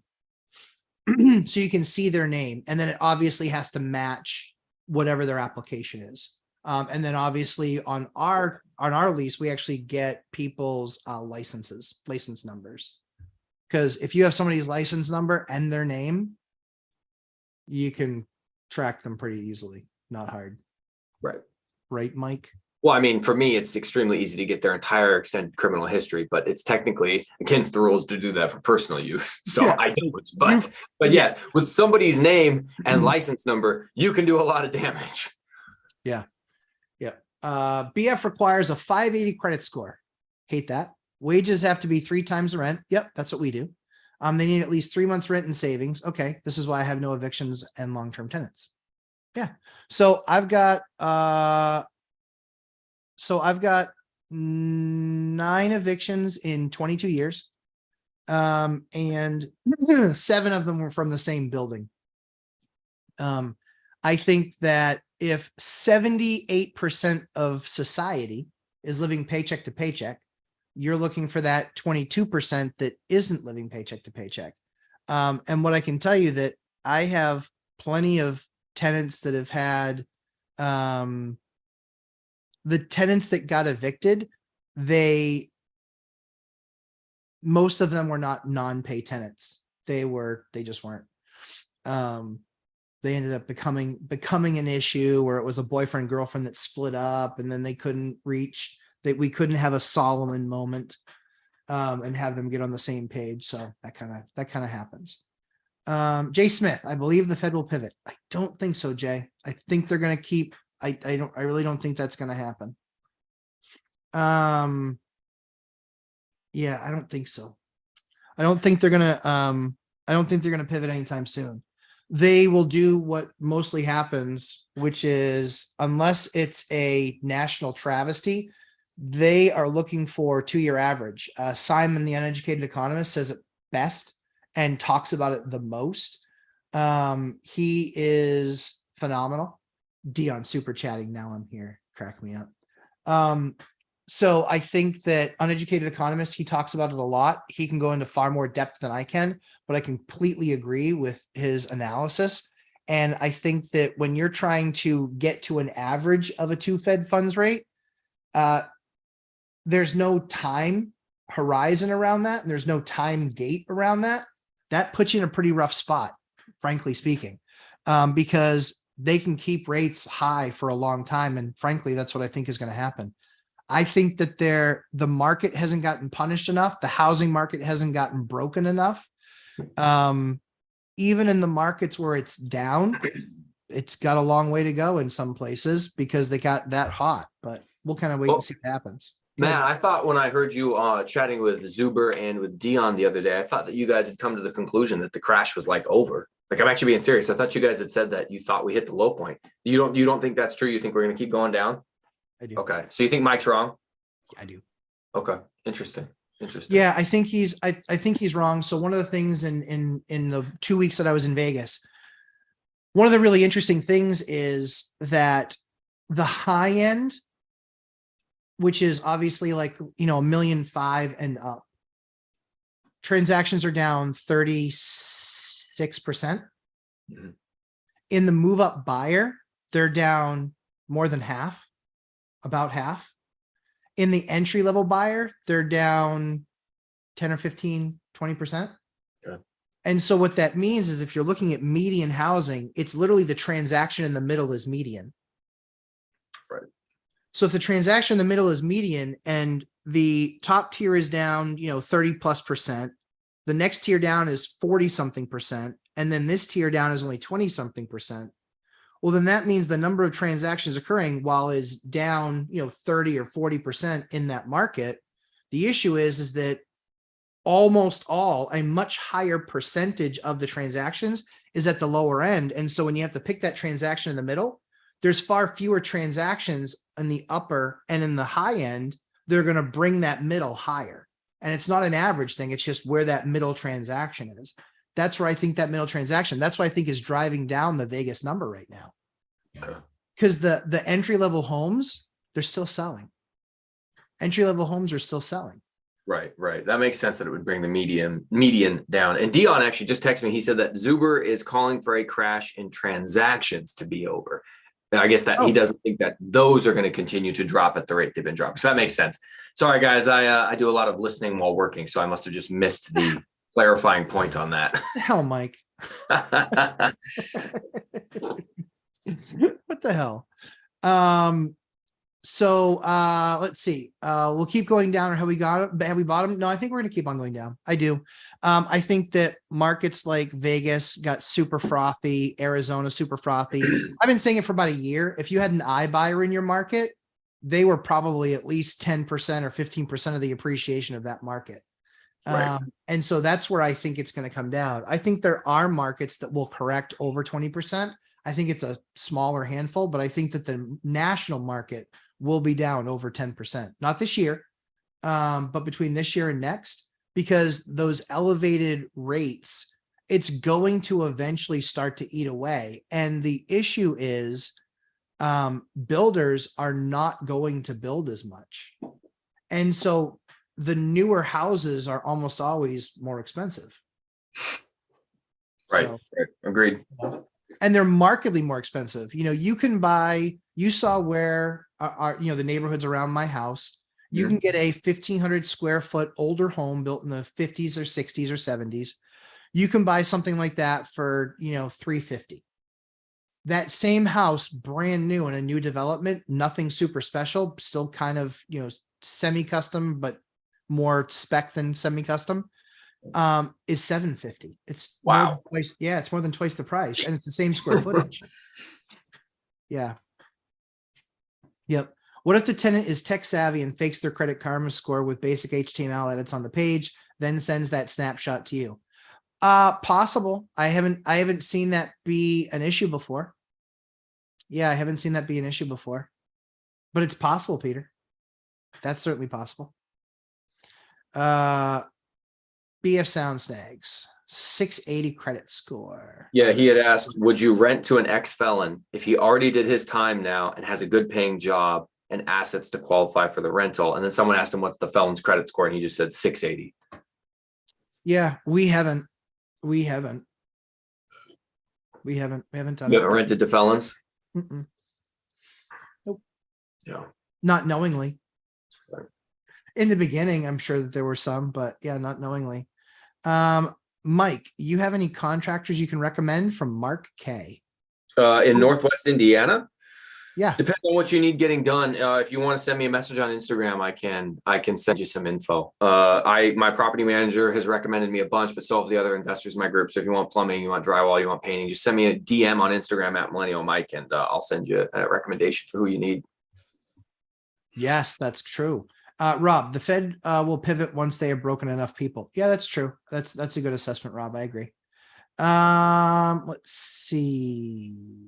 No problem being off topic. Actually, since we're off topic, somebody in the chat actually had asked me my opinion on a loan product. And so obviously loan products differ. And it really is depending on the situation, but let's just do this. I'm just going to take 1 second because I got to bring it up. Let's see. Here we go. So loan product is, and this is a pretty typical question, just so you know, because it's the difference between commercial debt and residential debt. And so currently it's an investor, 3 residential, 30-year fixed rate loans. And let's see. 3 residential loans, 30-year fixed.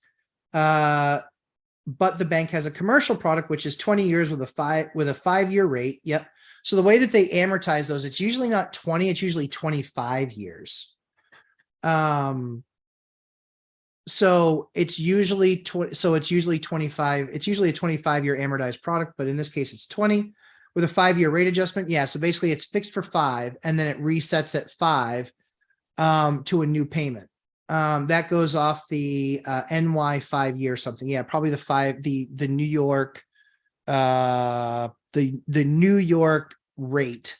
And so it's probably 5 plus 2 or something like that, or the 5-year, but it's like probably like that rate plus 2, because that usually accounts for current rate for the commercial product. Okay, yep, 599 running a promo, so it's only the New York rate, not including the plus 2. Yeah, but it's usually plus 2 or plus 3 on the other side of it. Are these loans dangerous? So your other option is a 7125 residential loan, but that's a 30-year fixed rate debt as opposed to the 5-year debt. The way that I view those types of loans is if you have the portfolio to support it, I don't mind them. I don't like 5 years from now, because I think 5 years from now rates could very easily be 7 or 8. So I don't love those products if you have a smaller portfolio, like you said, 3. I would more than likely, I mean, with 7.125, yeah, that's really tough. I can see it both ways. I'm sorry for that horrible answer, but I can see it both ways. If I've got a big portfolio that doesn't have a whole lot of risk to it, I likely would take on the risk of that loan. If I have a smaller portfolio where that rate could go, because I think when that resets, it could go, like you said, it could go the 5-year plus 2. And that could be a nasty number at that point. You know, it's not going to be 599. That could be 799 or 899. Run the numbers at a 9.99 interest rate, just in case it's something crazy. That's what I just got quoted by Steve Dow, 999. For what product?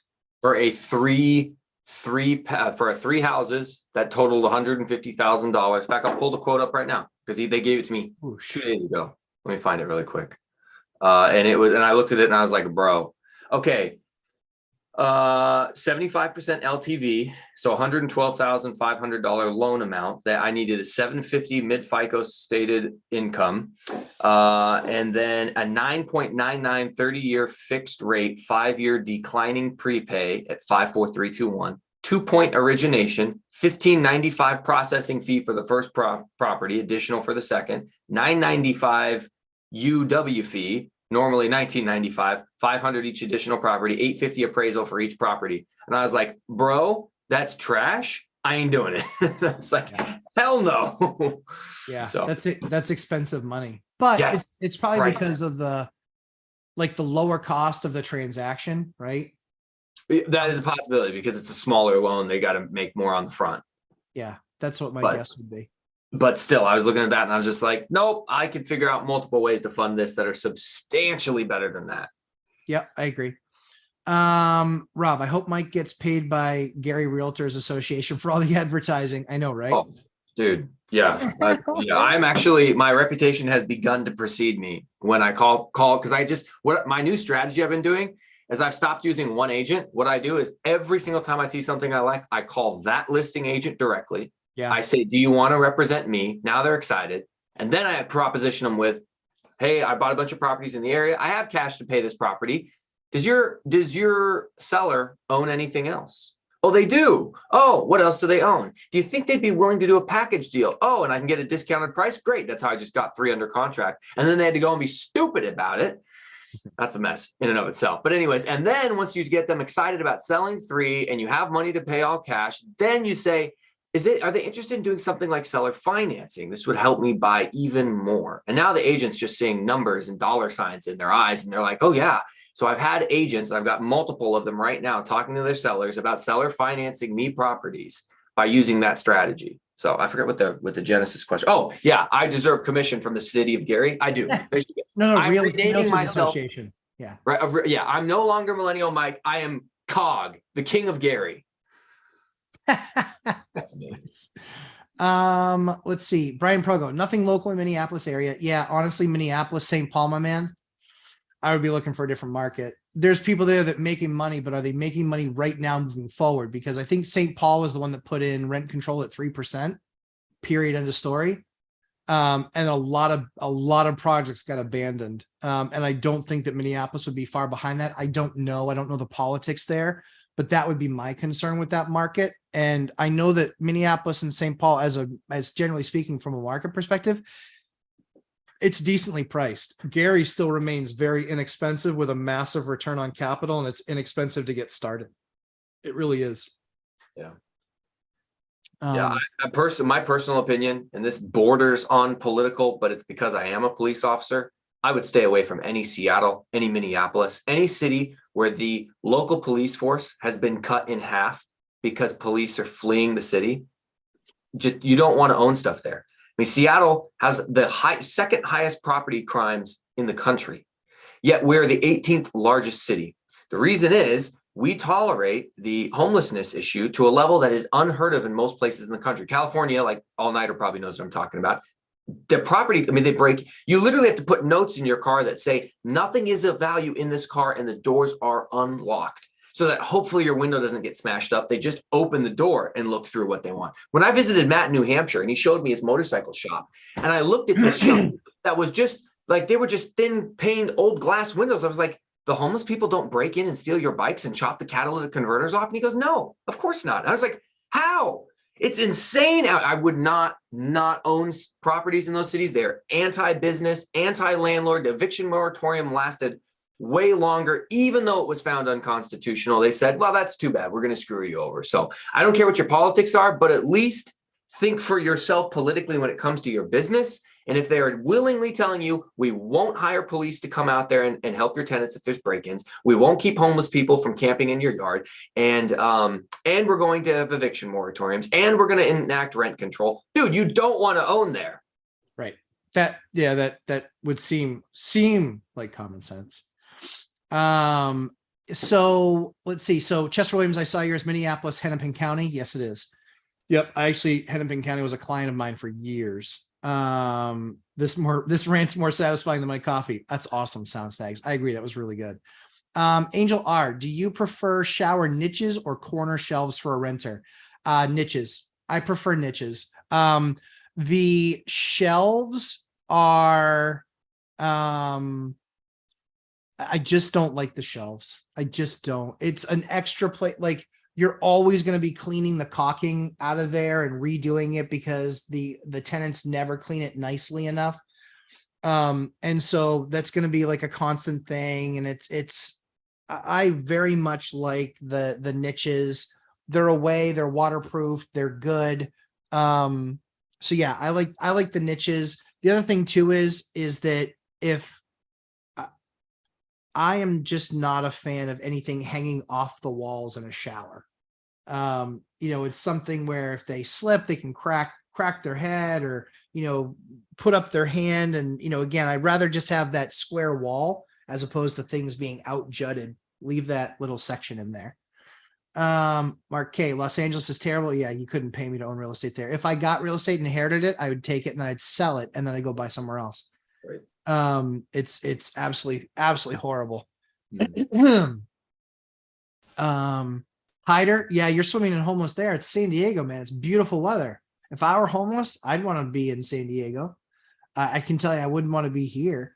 I've looked at, because Mike and I are buddies, like we talk about deals that we're working on, and so he sends me stuff that he's looking at, Gary, and yeah, I think there's definitely opportunity there. I think what you have to do is you have to make sure that you've kind of, nailed it when it comes to understanding remote management, understanding what things cost. I think that, one of the things that I put in my course was something called, and is the concept of what's called property management insourcing. I think that property management insourcing is going to be the next hot craze in property ownership, because a lot of these property managers are making more money off your property than you are. And that's a problem in my eyes. I don't want a property manager who is basically just receiving a phone call, making more money than me, because it's not like when you hire a property manager that you get the work done for free. They still charge you for the work. They're only taking all that money to receive the call. you've had property managers out there. It's gone pretty well for you, but I think Mike is going to try the insourcing. I don't want to put words in his mouth. No. I want to. I think I'm going to wait till I make it to retirement, and then I will go out to Gary and probably spend a few months out there, and then start to get it all in-house myself, and then be able to move to Florida or whatever I want to do. Yeah. But yeah, I know. I try my very best not to make it seem like Gary, Indiana is the land of opportunity. It is in one regard, and that regard is that because it's very low price, there's a lower barrier to entry. You can get good cash flowing rentals, but there is a whole host of different unique challenges that exist in Gary that don't exist elsewhere. In every market, there's good things about it and bad things about it. In every market, there's people who invest successfully and invest unsuccessfully. And so I always tell people it's about the team, it's about the systems, and it's about the processes. If you just say, I'm going to buy whatever cheap rental I find, it's not going to work out well for you. You have to know your market, be able to recognize value, know your rental market, and then be able to have confidence that your property manager can find good tenants, because it might look good on a spreadsheet, but then when you put the tenant in there and they don't pay, guess what? Your spreadsheet just got railed. So there's a lot of complexities about investing there. Yeah, I think the key to it too is that a lot of people will use property managers when they don't know anything. That's a bad idea, because you don't know anything, and they're going to see over the course of time how little you know, and many will take advantage of that. Mike, any thoughts? Kind of walk me through that process. I'm actually going to go grab something real quick. Any thought on that? Sure. Yeah. About property managers. Yeah. And just relying on them too heavily. Yeah. Yeah. So this is a great example of why you need to have other investors in your network, people that you can rely on, that you can bounce ideas off of. Because if you are a brand new out-of-state investor, or maybe you just moved to the area recently and you're not going to your local real estate meetups, you don't know anybody, and you just contact a property manager, you could get somebody who's good, who's honest, who wants to help you out. Or you could contact somebody who wants to take advantage of you, and they will, because they know, I mean, you smell green, you're a new boot, you don't know what you're talking about. You're calling from a California phone number. And when they say, are you going to come tour the property? You've told them, no, I don't live there. Okay. So then they're going to say, oh, wonderful. That means that I don't necessarily have to put my best foot forward, because it's going to be harder for this person to conduct oversight on me. And so this is why it's extremely critical and important, in my opinion, to become friends with other investors who invest in the area first. They don't even have to live there. I have an entire group chat of probably 15 to 18 people who live all across the country that we've slowly built up. It's primarily military and law enforcement, but we take almost anybody. All-nighter hiders in there. David Lingblom, well, I forget what his YouTube name is right now off the top of my head. Dividend Dave's in there. Few other people like that. And we've helped them have a network of people that they can chat with. Because if they come to me and say, Mike, I like this house, or what do you know about this agent? Or, hey, you know what, the property manager said this. Is this what they're telling you? And I can say, that's not what they tell me. See, now what happens is that property manager, especially when you flex on them who you're friends with, when you say, oh, I heard good things about you from Mike Newton and from Maskey Finance and from Caleb. The property manager says, oh, shoot, those are 3 people who have a total of 75 units with me. If I piss off this one little guy right here, he's going to tell his friends, who are going to look at me with a very unhappy disposition. And so they say to themselves, I better treat this person with the same respect that I give these people, because I don't want my reputation on the line. That's why it's important to not rely on the property manager, but instead rely on your other network of investors in the area. Yeah. So I think that's so. The whole reason that I created the course, oh shit, I'm a landlord, now what? That's the name of my course. The syllabus is on the channel. The whole reason I created the course was because almost everybody spends time learning real estate to buy it. And that's a mistake, because it's learning real estate to buy it. But I literally was at the closing table. I bought my first rental property, and I literally went, oh shit, I don't have tenant information. I don't have a lease. I don't have a repair guy. I don't have anything. And so that's what I built the course for. But the reason I say that is because having all of your systems in place, I'm telling you, Mike's exactly right. When they see another number coming from another, another zip or another area code that they don't know, listen, guys, my father-in-law, Ashley's dad, was a man that I loved very much, really respected him. He was a great, great guy. We always had fun together. And we would always just, we kind of one line each other all the time. And so one of the one-liners that I hit him with one time, because we were always trying to come up with new one-liners for each other. And one of the one-liners that I hit him with one time was, people do what's inspected, not what's expected. That's true. That's smart. And you put that in the course. Yeah. Write that down. That's a really good. It's in one. It's in one. But yeah. But this is the thing that really matters, is that people do what's inspected, not expected. I would say probably like 80% of real estate agents suck. 80% of rental property management companies suck, and they're bad at what they do. There's a lot of secrets to finding that stuff. But again, the key is you need to have a working knowledge of houses. You need to have a working knowledge of the types of repairs that are done, what you run into, right? I have run multi-million companies in the tens of millions of dollars. I have run those companies, and sales teams globally. I can promise you, people do what's inspected, not what's expected. And even when they know to expect that they're going to be inspected, it's still not a great job a lot of times. It's because it's this constant thing. So if people can insource property management by properly building a team, you're going to be so much further ahead of people that have property managers, because it's going to drastically change the complexion of running your business. I had to do it, even though my rentals were close to me. I had to insource property management because I had to do a bunch of stuff that I couldn't be in the field for anymore. I used to jump out there and I would take a look at myself. I couldn't. Wasn't an option for me. And so that's what was so painful. But anyway, Andrew Wilkins, hey, good morning, sir. Good afternoon. It's been forever since I've seen you. Glad you're here. Just sent off our offer for duplex. This is units 5 and 6 for us. I love it. Good luck. Good luck. I closed on my first single family in 15 years this last week. And I'm literally we're gonna have to talk about your schedule, see if you want to come out and hang out again. Of course. Yeah. The house, we gotta film our OnlyFans content. This what? This house has, sweet Lord. This house has heat, so we can do a lot of filming inside it. Nice. But I literally bought this house, and then I saved the house to do anything in the house until we start the course. I like it. I like it. So literally, I don't know if that makes this house a write-off because I bought it for the course. Right. But I kind of did. Yeah, so we'll see. But my one stipulation, of course, is that you invite Dion and then withdraw your invitation so that he complains about it for another 3 months. Like he's done. That's my stipulation.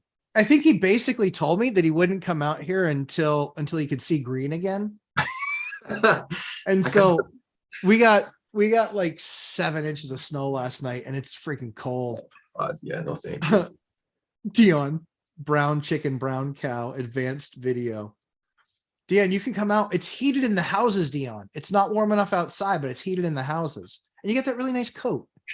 Terry Ballou, any thoughts on rental property with a detached ADU? So Terry, that's one of my favorite strategies for the next couple of years. Houses with detached ADUs. I love those. I love them because you can usually get a little bit more money because you're not sharing the wall. That's what I'm looking for in Vegas right now. Is I'm looking for a house with a detached ADU, or out there they call it a casita. And so I'm looking for that type of an asset. For sure. Let's see. That's encouraging, Matt. Appreciate that rant. All-nighter, you're very welcome. Appreciate you. Seer Guru. Hey, babes. Hey, how's it going? Kip SOS. How do we get in that network? I'm now in Tampa area. Oh, that's up to Mike. He's the gatekeeper. Yeah, I'm actually not the gatekeeper for that. So it is not my original text group. So my recommendation to you would be this. This is how I've gotten multiple people in there, like Hyder and Dividend Dave. I say, go to my mentor Mazkey's channel, start watching his video, leave some comments, say you're interested in Gary. He will almost certainly have you email. He's a very small channel, so he spends time talking to people. If you email him and chat with them, you'll end up in the group eventually. So that's what I would recommend. Yes. Rob, Mike still dreams about the truck with no heat. It still has no heat. But we're gonna get that. But I'm getting that fixed. I promise. I promise. You know what? I'll just bring an actual jacket. I thought, that my sweatshirt and like my little windbreaker would be enough. I'm like, well, when it was 8 degrees outside or whatever it was, I probably should have brought a real jacket. That was my fault. You should have just taken the Duluth one I handed you. You gave me one jacket and it didn't zip up all the way. I was like, this is bogus. It wouldn't zip. I was like, ugh. I remember when he showed me his jacket and I was like, yeah, that's not gonna work. Yeah. But that was cool. Ninja Vanish. Damn, that is true when it comes to inspected versus expected. Yeah, it is. Years and years and years of management. Million. Good to see you, amigos. Good to see you. Andrew Wilkins, thanks. Been busy with trucking, but I try to catch whenever possible. That's true. I know. Newer to your CDL. Congratulations on that again. That's great. And yes, we are going to get that heat is likely going. Yes. So I think it was a blower motor. Honestly, I think I might just abandon this. I think I might just abandon this hoopty. This hoopty's struggling. It's not cost me a lot. It's cut. What's that? That's hard. It's an emotional attachment. It is. Well, I mean, it's like I bought it for $1,000. I bought it for $1,000. I missed my little Geo, $1,200 that I bought in 2011. This car lasted me, my child being born, a marriage, multiple relationship. This car has been with me through it all. And she finally gave up the ghost. And I had to just sit there and watch as she was towed away. I couldn't even like kiss her or hold her because she's an inanimate object and weighs 2,000 pounds. It was terrible. Well, you can still kiss a car. I know I've done it. That's true. That's true. Have you replaced it yet? No, I haven't. I had still my truck. I have an old piece of crap truck. Yeah. So I just drive that. And because I drive my patrol car to and from work. So I only need to go to the grocery store or the gym and my truck will get me there. So yeah. That poor car. Did you sell it for scrap? I just signed it over to the tow company. They might have given me like $100 if I like pressed them on it, but they came out and towed it. They tow a lot of my cars from crashes that I do. So I like these guys. Just like, will you come get it for me? And they came and picked it up. No charge anything. So yeah, I mean, it's still probably $100 worth of metal, like you said. Probably. That's all right. Let's see. James Welsh, Matt, regarding your ADU search, yes. Do you have any insight about local ordinances not allowing both units to be rented out at the same time with the primary owner doesn't live there? Just heard about it. So no, that's great. I actually haven't. I haven't. I'm still starting that. So one of the things that you'll see in the videos that we're doing called Buying Vegas is, and we haven't gotten to them yet because we're just trying to wrap up everything finished with the course. But one of the things about it is that a lot of those beautiful areas out in Vegas are centrally planned. And so the central planning, they put you on a postage stamp size lot, even in a big house. And there's like nothing like that. They don't allow ADUs. They don't allow in-law apartments. That stuff is really, really, really hard. So that's why you'll see in the videos, I'm going to talk about that at length. All nighter 70. Do you have a 72 Bronco Sport? Like how recently? That's a classic. Terry Balu, old cars are hard for me to get rid of. Yep. Yeah. You know what I mean? 96 Impala SS. I miss you. I get it. I've had 6 Pontiac Grand Prix. I love them. They know how much I love them. That little 3800 motor. God bless it. It's a wonderful motor. Thank you, GM, for making such an amazing product. Pontiac. Appreciate you. And very bulletproof too. I was very impressed. We did an entire thing at the range. We were doing some SWAT training on what happens when you shoot through cars and things like that. And I'll tell you what, most cars, bullets just rip right through them. But the little Pontiac Grand Prix, we had like a 2002 and we shot the crap out of this thing. And it was amazing. We were all like, why isn't this our patrol car? This is like a tank. Thank you, man. Please look towards Mike's neck. I need it. Bro. That's awesome. Brian Progo, put Rogan on the back burner and listen to the Four Amigos. That's awesome. I know we're two of the four, but that's good enough. Andrew Wilkins. Now that sounds like fun. Yeah. So it was, I've had a lot of cars. I'm a big time car guy. So I've had a lot. I've had Hennessy Dodge Viper. I've had a BMW M5 Dyna S2. There were 80 of them in the country. I've had Porsches and all that fun stuff. So that's why the Lamborghini's next, is because I haven't done a Lamborghini yet. So, but based on talking to a couple of my buddies, they're saying, as they're seeing the market, they think Q3 is the right time to buy that car. And I'm like, I'm just standing at the ready. Mm-hmm. Ashley's emotionally prepared. The spot in the garage has been cleared. I just can't wait to see you try to get in and out of that thing. They're so low to the ground. The suicide door is going up and you're going to stumble out of that. Oh, it's going to look great. Just No, it's not. Belfort from the Wolf of Wall Street, just falling out of that thing. It's not stumble. It's roll, bro. Right. Tuck and roll. Do a barrel roll. Exactly. Exactly. What's a hoopty? So a hoopty It's an East Coast term. It is an East Coast term. A hoopty is basically it's a POS car, piece of you know what. That's what a hoopty is. Clunker, a junker, piece of garbage. Yeah. Let's see. Wandering Duck. Old cars, like old wives, can be hard to get rid of. I don't know. I do miss some of those old cars. CJ, thanks for hanging out with us. Appreciate you. Andrew Wilkins, you getting a Lambo. Meanwhile, I'm thinking how I can get up to 10 units by the end of 23. Hey, you know what? Me doing that 15 years ago is what means I can buy a Lambo now. So you're just you're not no Lambo. You're just Lambo deferred. Right. Yes. It's on layaway. Exactly. It's just Lambo deferred is all that is. Yeah. Hoopty beat up car. Yep. Yeah. We call them POSs here too. Let's see. So the other thing that we call stuff like that too are lot rats, where they sit on the lot forever. And because they become a lot rat, you can usually buy them super cheap. So you can kind of find out where you have these, where you find these lot rats. Let's see. All right. I'll roll up for some other stuff. Let's see. New Orleans homelessness is a problem. Yeah, definitely. Any major city is. Yep. Where we were in Vegas wasn't really bad. I was kind of shocked. I mean, we saw that guy. I don't know if I can say it, but he was. No. Yeah, don't say that. Yeah, he was participating in extracurricular substances directly in front of us as we walked past him. And there's multiple places where they were sleeping on the grounds all over.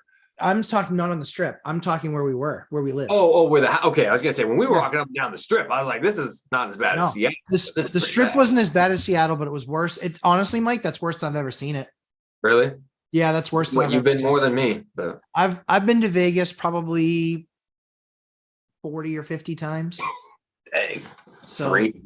Yeah, well, trade shows will have software guys going out there. Trade shows. Okay. Okay, man. What's really funny is, so they're like, yeah, the trade shows in Vegas. And when you said, I was like, ugh, because everyone would just go absolutely out and get blitzed. And you know what that meant? The guy who doesn't drink is that means I'm the one at the stand for the 8 a.m. shift. So I'm like, oh yeah, and thanks for choosing me. Mm-hmm. Let's see. Yeah, so that was kind of rough. But yeah, BF, I'd take a 4-wheel drive. Yeah, I love go to the north part of the strip, you will see homeless everywhere. North part, that's BF, that's like around Stratosphere. That's the north end, right? I always get my ends confused. So I think isn't like Mandalay Bay, isn't that like the south end of the strip? And then the north end is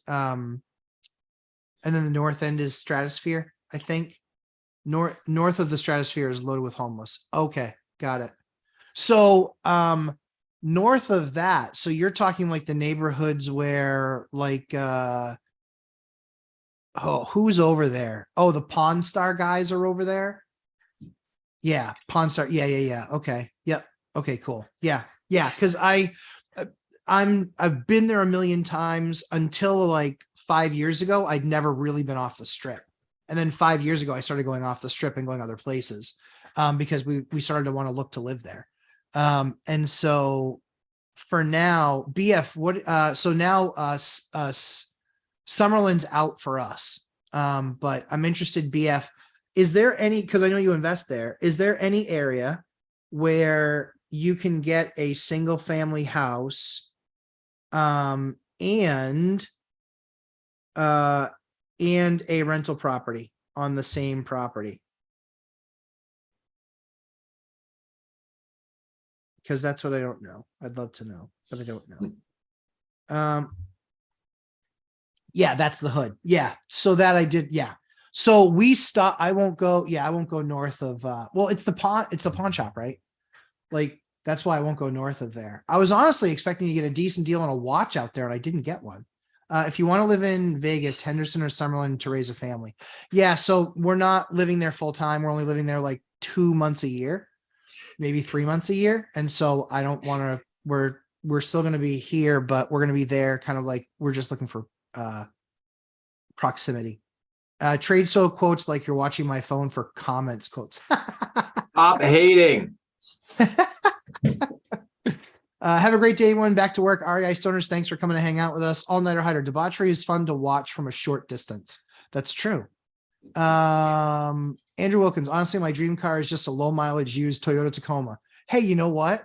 For the longest time, my dream was a crew cab truck.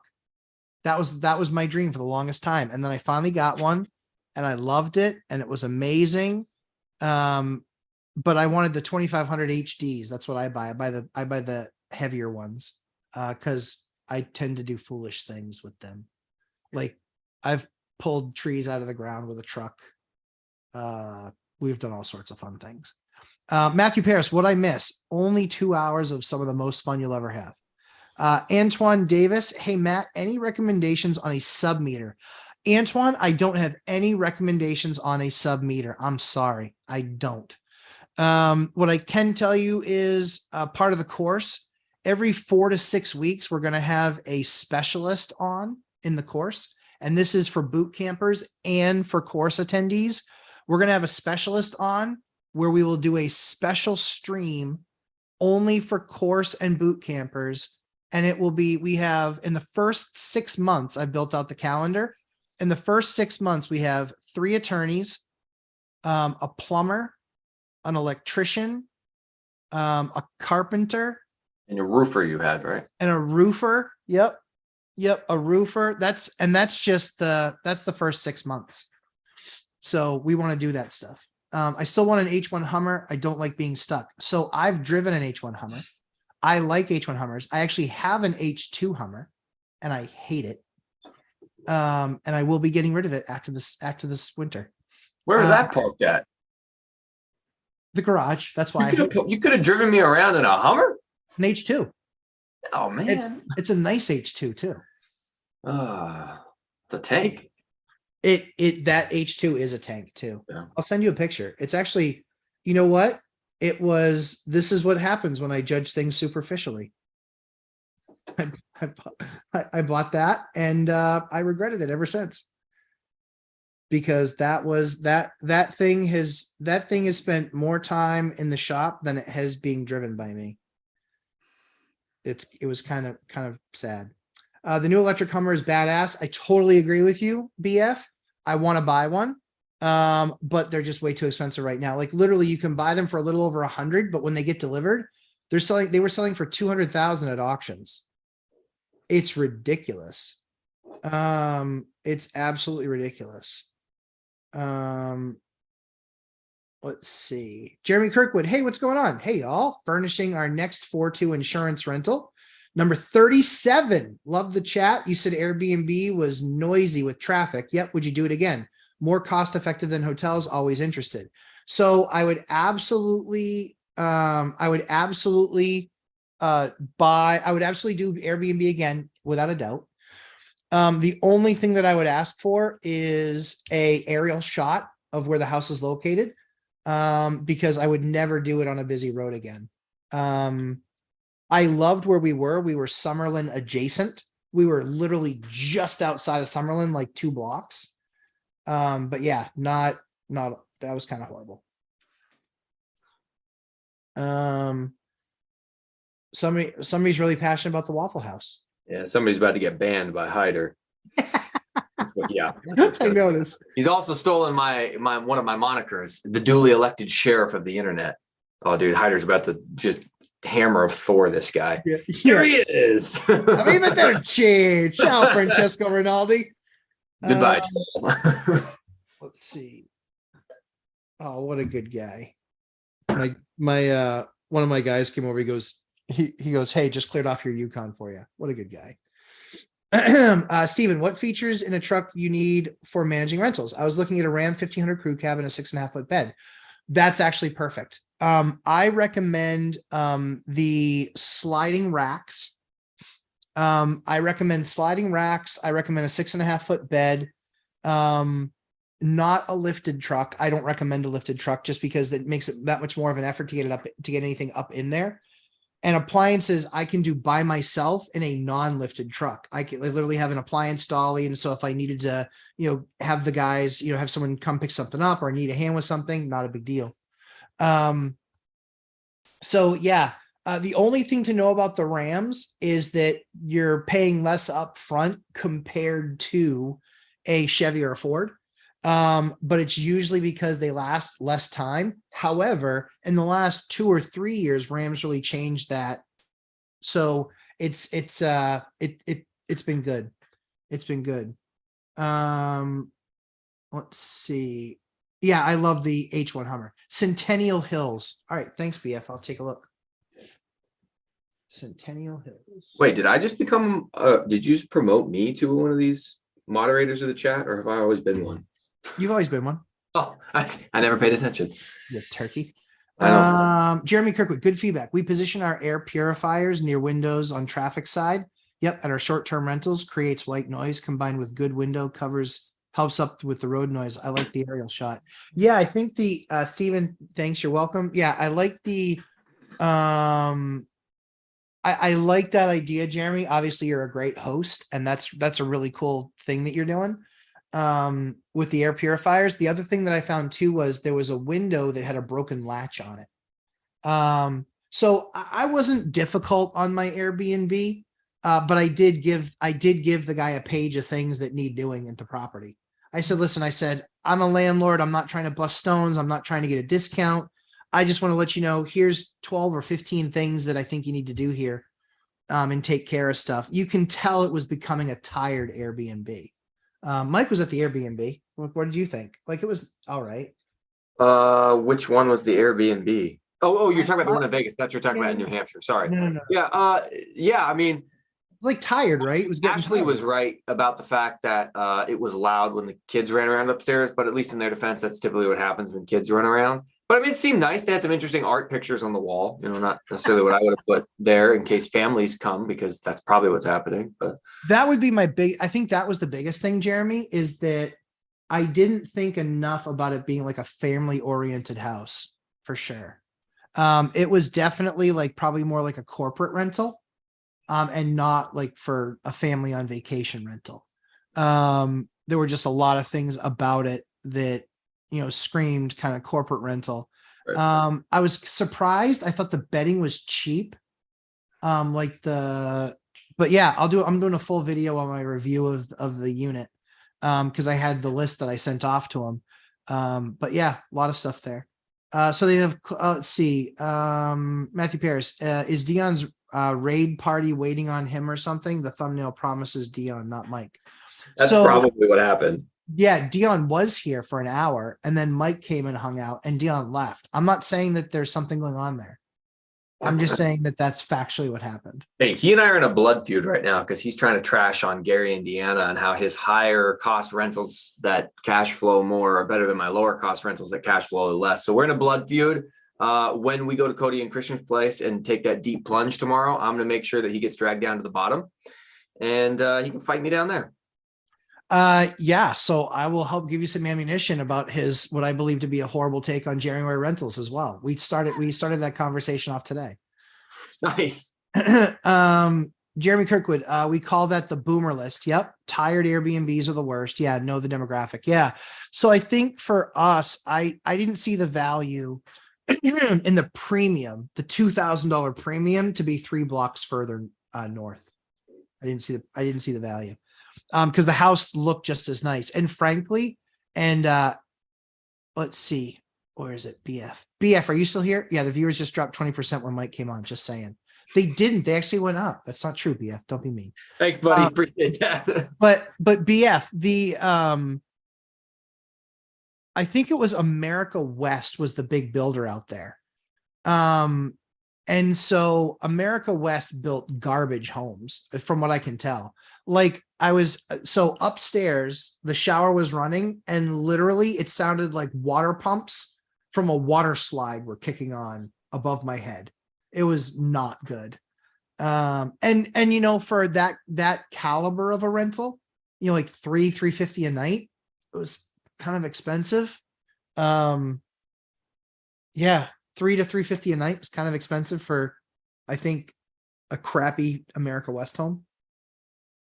But I learned for 2 weeks because we went everywhere. Like I spent time every day looking through neighborhoods. We went Summerlin, we went Henderson, we went Anthem, we went Seven Hills, Lakeview, I think it was. We looked at a bunch. Yeah.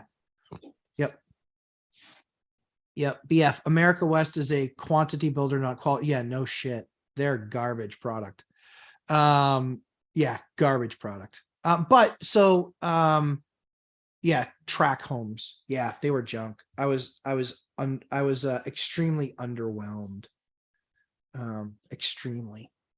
Matt, would you consider high traffic location for corporate or nurse rentals? High traffic. So let me define high traffic. It means we literally had a double yellow line on double yellow line road on the other side of the cement wall on this property. One of the things that Vegas makes me appreciate is the demographic. And so I think there are both. I think corporate. So I've done some corporate rentals and I had one that wanted to be away from everything, like 10, 15 minutes. I had another that was like, nah, I'm good. Mike, what are your thoughts on nurse and corporate rental? What are your thoughts? A lot of people do them out here. From what I understand, and this is just from talking to the folks that do the midterm rentals and things like that. At certain times of the year, they will get paid more to go to less desirable areas. So rainy, nasty, disgusting Seattle will pay a premium to get the traveling nurses here at certain times of the year. So the people who do it seem to love it. It seems like a good split between short-term rentals and long-term rentals. I don't have any personal experience in doing it. But yeah, not only do they do the nurses, but they will also do insurance rentals. Like an insurance company has to put someone there. And that, to me, so far, the numbers I've heard on that seems to be like the best bang for your buck. I had a friend who was asking me about a 5-month short-term rental in Gary, where the insurance company was offering to pay twice what the monthly rate was for that they would have asked. And I was like, why are you asking me? Call them back immediately. Exactly. Yeah. She's like, well, should I run credit checks? I was like, no, the insurance company's paying you. The insurance company is going to pay you. You know, you will be paid. Yeah. So she went through that and she was ecstatic when she got it done.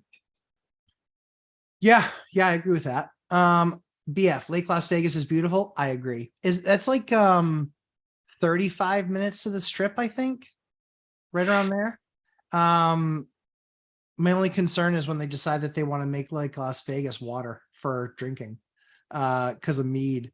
You know, I'm kidding, of course. But just in case. Rob, I wish average was 6'4".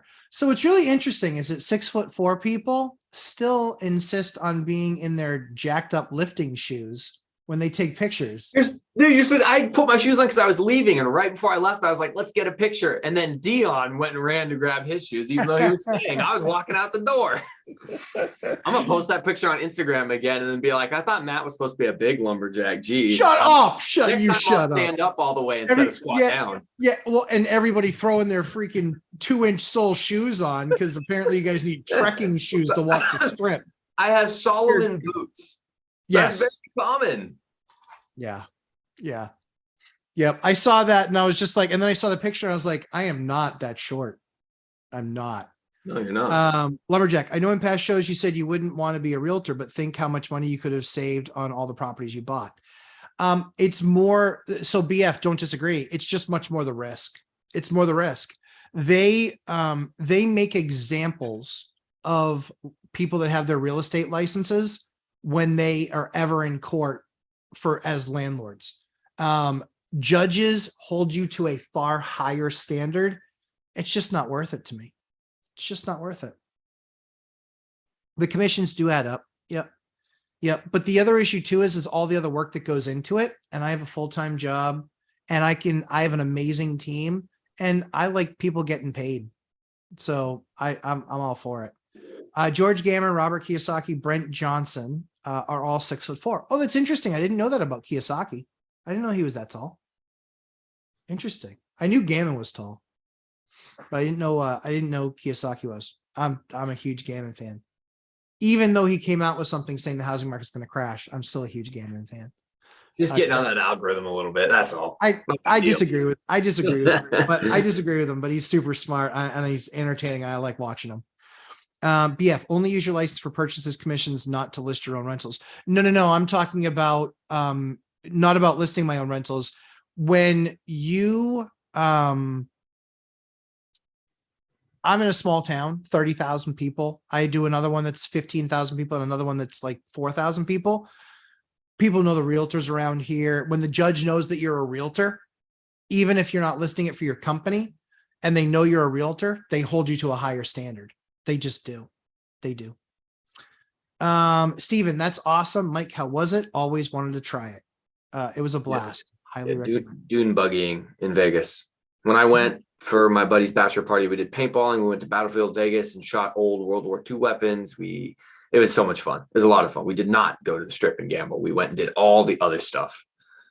And it was a blast. I was there for 2 weeks and I gambled for 3 hours. It was while I sent Mrs. Lumberjack to a spa for the afternoon. Nice. Yeah. And she was like, what are you going to do? I go, gamble. Lose money. I didn't lose money. I made money. In fact, the money that I made paid for her massage and our lunch afterwards. Nice. It was nice. It was a free endeavor. It was good. Rob, if it was, ladies would just demand 7-footers. Yeah, so true, Mike, right? Yeah. Yep, it's so true. We'll go for like another 10 minutes. Sure. Did you visit the dispensaries and the Spearmint Rhino? BF, I did not. I'm not a consumer of that product.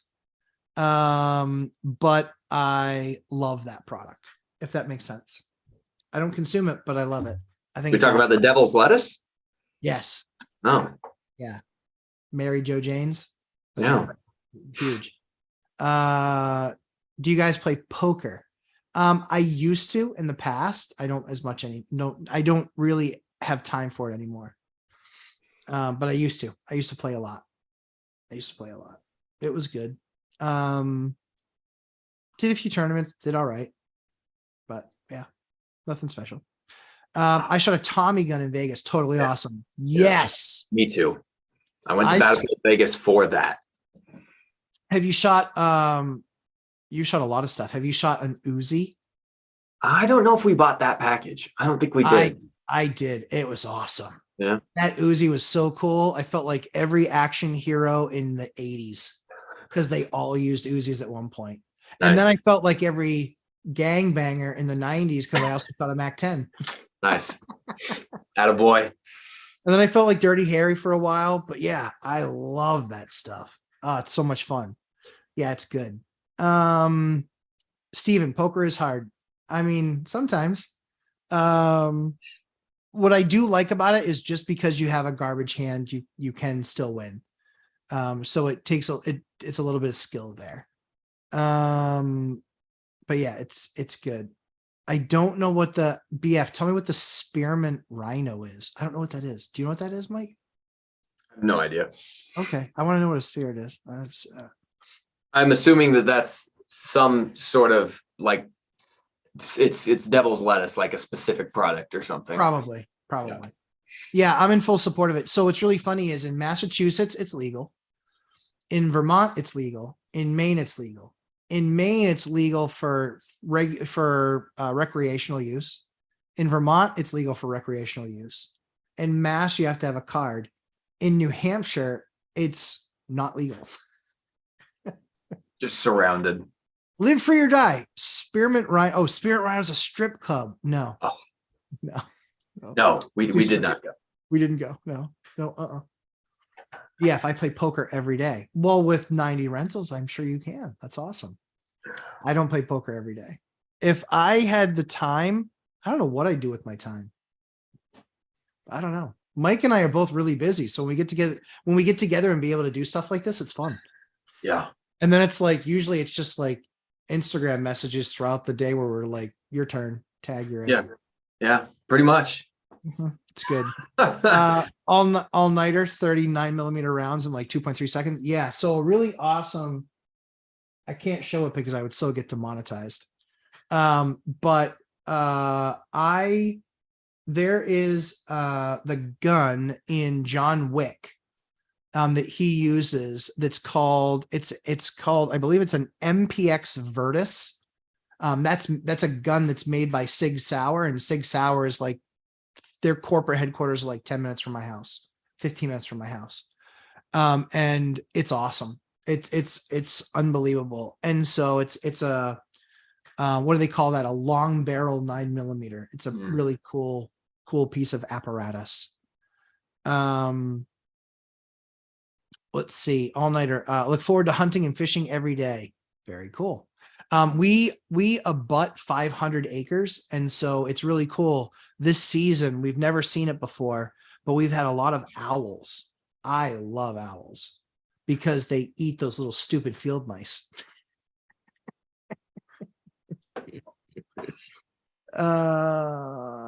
Let's see. Sig makes the Cadillacs of firearms. Yes, they are all very nice.